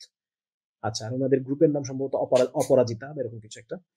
তো আমার মনে হয় যে এই একটা গ্রুপে আমরা এখনো চেষ্টা করতেছি যে এটা যেন সুন্দরভাবে চলে। এটা যেন ফেমিনিজম বা এই জাতীয় বিষয়গুলো যেন না হয়ে সঠিক চিন্তাধারাগুলো থাকে। ডাক্তার নিশাত তামিম সাহেব উনি আছেন, মোহতারামা উনি আছেন। আরো কয়েকজন মোহতারামা আছেন যাদের চিন্তাভাবনাগুলো ঠিক আছে আরকি। তো এরকম মানে বিকল্প একটা জায়গা দিতে হবে আরকি, হ্যাঁ? যুবকদের কিছু বই অবশ্যই সাজেস্ট করেন। আচ্ছা, যুবকদের জন্য মাশাআল্লাহ ওই আপনার পড়েন যেগুলো এখন পড়বেন, আম মূলত সিরাত পড়া দরকার। বুঝছেন ভাই? বেশি বেশি করে অনুভবের সাথে সিরাত পাঠ করা দরকার ১ নাম্বার। সিরাতের জন্য রেইন ড্রপস এর সিরাতটা সবচেয়ে ভালো। এটা পড়তে পারেন। সেই সাথে নবী রাহমাত, রাহিকুল মাখতুম এগুলো আছে, এগুলো পড়তে পারেন। সেই সাথে আধুনিক সমস্যাগুলো বোঝার জন্য ইফতেখার সিফাত ভাইয়ের বইগুলো পড়তে পারেন। এগুলো খুব চমৎকার বই। সেই সাথে বিশ্বাসের স্বাধীনতা নামে একটা বই আছে শেখ মাহমুদুর রশিদ সাহেবের। ওই বইটা পড়া খুব মুফিদ হবে ইনশাআল্লাহ। সেই সাথে আ আমার কিছু বই-টই আছে, এগুলো পড়তে পারেন। ডাক্তার রাফান আহমেদ, আসিফ আদনান ভাই এনাদের লেখাগুলো আমরা আধুনিক সমস্যাগুলো নিয়ে লেখার চেষ্টা করি। এই বইগুলো পড়তে পারেন। তবে এগুলোর মধ্যে আটকে থাকা যাবে না। আপনাদেরকে আলেমদের লেখিত যে বইগুলো সেগুলো আপনাকে পড়তে হবে। সেগুলোতে যেতে হবে। তাফসীর, কোরআনের তাফসীরে, তারপর হচ্ছে আলেমরা যে সমস্ত আ বিভিন্ন খুঁটিনাটি বিষয় নিয়ে, তারপর হচ্ছে আল্লাহর সাথে সম্পর্ক নিয়ে, তাসাউফ নিয়ে এই যে বইগুলো লেখেন, এই বইগুলো আপনাকে মানে এগুলো থেকে যেতে হবে, ঠিক আছে না? শুধু আমাদের এই বইগুলোর মধ্যে আটকে থাকলে চলবে না। আচ্ছা, এক বোন প্রশ্ন করেছেন, বর্তমানে ছেলেদের অবস্থা দেখে বিবাহের প্রতি ফোবিয়া, যার কারণে আমাকে নারীবাদী ট্যাগর শোনা লাগতেছে, এই সমস্যা থেকে মুক্তি কিভাবে পাবো? বিয়ের প্রতি ফোবিয়া থাকাটা হতে পারে, থাকতে পারে। দোয়া করেন আসলে। আপনার জন্য আল্লাহ তাআলা যাকে ঠিক করে রেখেছেন, তাকে আপনি খুঁজে বের করতে পারবেন না। আল্লাহ তাআলাই তাকে আপনার কাছে পাঠায় দিবে। যার কারণে আপনি আপনার যে স্বামীর যে ক্রাইটেরিয়া গুলো চান, আমার স্বামীর মধ্যে আমি এই বিষয়গুলো চাই, সেগুলো বলে আপনি আল্লাহর কাছে দোয়া করেন। সাদাকা করে দোয়া করেন, রোজা রেখে দোয়া করেন। আমরা আসলে কেউ মানে পাত্র পাত্রী খুঁজে বিয়ে করি না। বরং আল্লাহ তাআলাই পাত্র বা পাত্রীকে আমার কাছে পাঠায় দেন। ঠিক আছে না? যার কারণে ওইভাবে আপনারা কবুল করায় নেন আরকি। হযরত আপনি মেয়েদের যে সমস্ত বিষয়ে শিক্ষার কথা বলেছেন, সেগুলোর বিষয়ে সমাহিত কোনো বই আছে কিনা? না ভাই, ওইগুলো এখন পর্যন্ত নাই। দোয়া করেন যেন এগুলো কাজ করতে পারি আমরা। ফেমিনিন আলেমা, তারা বাংলাদেশে কতটুকু সক্রিয়? এরা বাংলাদেশে সক্রিয় বলতে বিভিন্ন প্ল্যাটফর্মে তো দেখি যে মাঝে মধ্যে YouTube এর মাধ্যমে তাদের কার্যক্রম চালায়। তারপর হচ্ছে যে বিভিন্ন ইয়ে-টিয়ে, বিভিন্ন গ্রুপ-ট্রুপেও তারা দেখি কার্যক্রম চালাচ্ছে। বই-টইও লিখতেছে। হ্যাঁ, আছে আরকি। এগুলো আছে। এগুলো এখন সামনাসামনি তো নাম-টাম বলা ঠিক হবে না। বাকি আল্লাহ সহজ করে দেখ। ডাবলস 2 বইটার অনেক অংশই কিশোরী মেয়েরা বুঝবে না। এক্ষেত্রে কোন বই হাদিয়া দেওয়া যেতে পারে? আসলে মূলত আল্লাহ এবং তার রাসূলের প্রতি ভালোবাসা। আল্লাহ এবং তার রাসূলের প্রতি ভালোবাসা যখন তৈরি হবে, তখন তো সে আল্লাহ এবং তার রাসূলের যেকোনো বিধানের প্রতি জন্য পাগল হয়ে যাবে, তাই না? তো আসলে এই বইগুলো পড়া জরুরি না। বরং আপনি দেখেন যে কোন বই পড়লে তার মধ্যে আল্লাহ এবং তার রাসূলের মহাব্বত তৈরি হয়। আল্লাহর সাথে সম্পর্ক তৈরি হয়। ঠিক আছে না? এই জিনিসগুলো খুব ইম্পোর্টেন্ট। যার মধ্যে যে আল্লাহকে চিনছে, সে আল্লাহ তাআলার যেকোনো হুকুম মানার জন্য জান দিয়ে দিবে। যে আল্লাহ রাসূলের ভালোবাসা যার মাথার মধ্যে একবার ঢুকছে, এটা তার সে যেকোনো জিনিসের জন্য মানে রাসূলের যেকোনো হুকুমের জন্য সে জান দিবে। সুতরাং এটা এই ধরনের যে বইগুলো আছে এগুলো পড়া দরকার। সিরাত পড়া দরকার, কোরআনের তাফসীর পড়া দরকার। ঠিক আছে না? এই বইগুলো পড়া দরকার। আর কিশোরী বয়সের মেয়েরা আসলে বুঝবে না। ঠিক আছে? তারপর গল্প আকারে লেখা তো হয়তো কিছু জিনিস তো বুঝবে। হ্যাঁ, আমি এ পর্যন্ত পেয়েছি ক্লাস ৯, ১০, ১১ বছরের একটা মেয়ে আমার বই পড়েছে। ১১ বছরের একটা মেয়ে ৭ এ পড়ে। 7 এ কোন ১২-১৩ না? সরি ১১ না ১২ এরকম। হ্যাঁ, 7 এ পড়ে একটা মেয়ে আমার বই পড়েছে এবং সে নাকি অনেক কিছুই বুঝেছে। সব বুঝে নাই। তার মানে বুঝবে না, কিছু জিনিস তো সে বুঝবে। ইনশাআল্লাহ আশা করা যায়।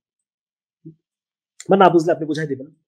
আচ্ছা, ইউনিভার্সিটির টিচাররা ফেমিনিজম কনসেপ্ট কে প্রমোট করে, এটা নিয়ে কি করা যেতে পারে? টিচারদের সাথে তো আর আমরা এখন যুদ্ধ করতে পারি না, যেহেতু তাদের হাতে আমাদের মার্ক-টার্ক গুলা আছে। বাদবাকি এটা নিয়ে দেখা যাচ্ছে করেন আপনারা ভার্সিটিতে গ্রুপে যারা আছেন পাঠচক্র করতে পারেন মাঝে মধ্যে। পাঠচক্র করতে পারেন, হ্যাঁ? এরকম হতে পারে যে ভার্সিটিতে আপনাদের গ্রুপে যারা আছেন পাঠচক্রের মাধ্যমে এই বইগুলো আলোচনায় নিয়ে আসতে পারেন। টিচারদেরকে আসলে চেঞ্জ করা যায় না। টিচাররা অলরেডি তারা একটা ইগো-টিগো নিয়ে ঘোরে। এগুলো নিয়ে চ্যালেঞ্জ করাও ঠিক হবে না। যেহেতু তাদের হাতে আপনার মার্ক গুলো আছে। বাকি আদবের সাথে যদি কিছু জিনিস বলা যায়, বলা যেতে পারে। শায়েখ না ভাই। মুসলিমদের দর্শন সম্পর্কে উন্নতির জন্য পড়তে হবে কোন বই বেশি? আচ্ছা, প্রশ্নটা আমি বুঝতে পারিনি। মুসলিমদের দর্শন সম্পর্কে উন্নতির জন্য পড়তে জানতে। এই যে যাদের না যে বইগুলোর কথা বললাম এগুলো পড়লে মোটামুটি ফিলোসফি সম্পর্কে কিছু আইডিয়া পাওয়া যাবে আরকি। আত্মীয়দের মধ্যে ফেমিনিস্ট হলে কি করা যেতে পারে? আত্মীয় যদি মাহরাম হয় তাহলে তো আপনি কথা বলতে পারলেন। আর যদি মাহরাম না হয় সেক্ষেত্রে তার সাথে কথাবার্তা না যাওয়াই ভালো। হুম, মাহরাম হলে তার ফেমিনিজম নিয়ে যে বইগুলো আছে এগুলো দেওয়া যেতে পারে। ইসলাম, ওই যে বললাম আল্লাহ এবং তার রাসূলের ভালোবাসা তৈরি করা, এটা মূল, এটা হচ্ছে আসল। ঠিক আছে, আজকে আমরা শেষ করে দেই। আর বেশি আলাপ করার দরকার নেই। অনেক রাত হয়ে গেছে। আল্লাহ তাআলা ভালো কথাগুলো আমল করার তৌফিক দেন। আর যেগুলো কোনো কথা ভুল থাকলে আল্লাহ যেন আমাদেরকে ভুলিয়ে দেন। দোয়া করবেন সবাই আমার জন্য, হ্যাঁ? জি। আবার দেখা হবে ইনশাআল্লাহ। আসসালামু আলাইকুম ওয়া রাহমাতুল্লাহি ওয়া বারাকাতুহু।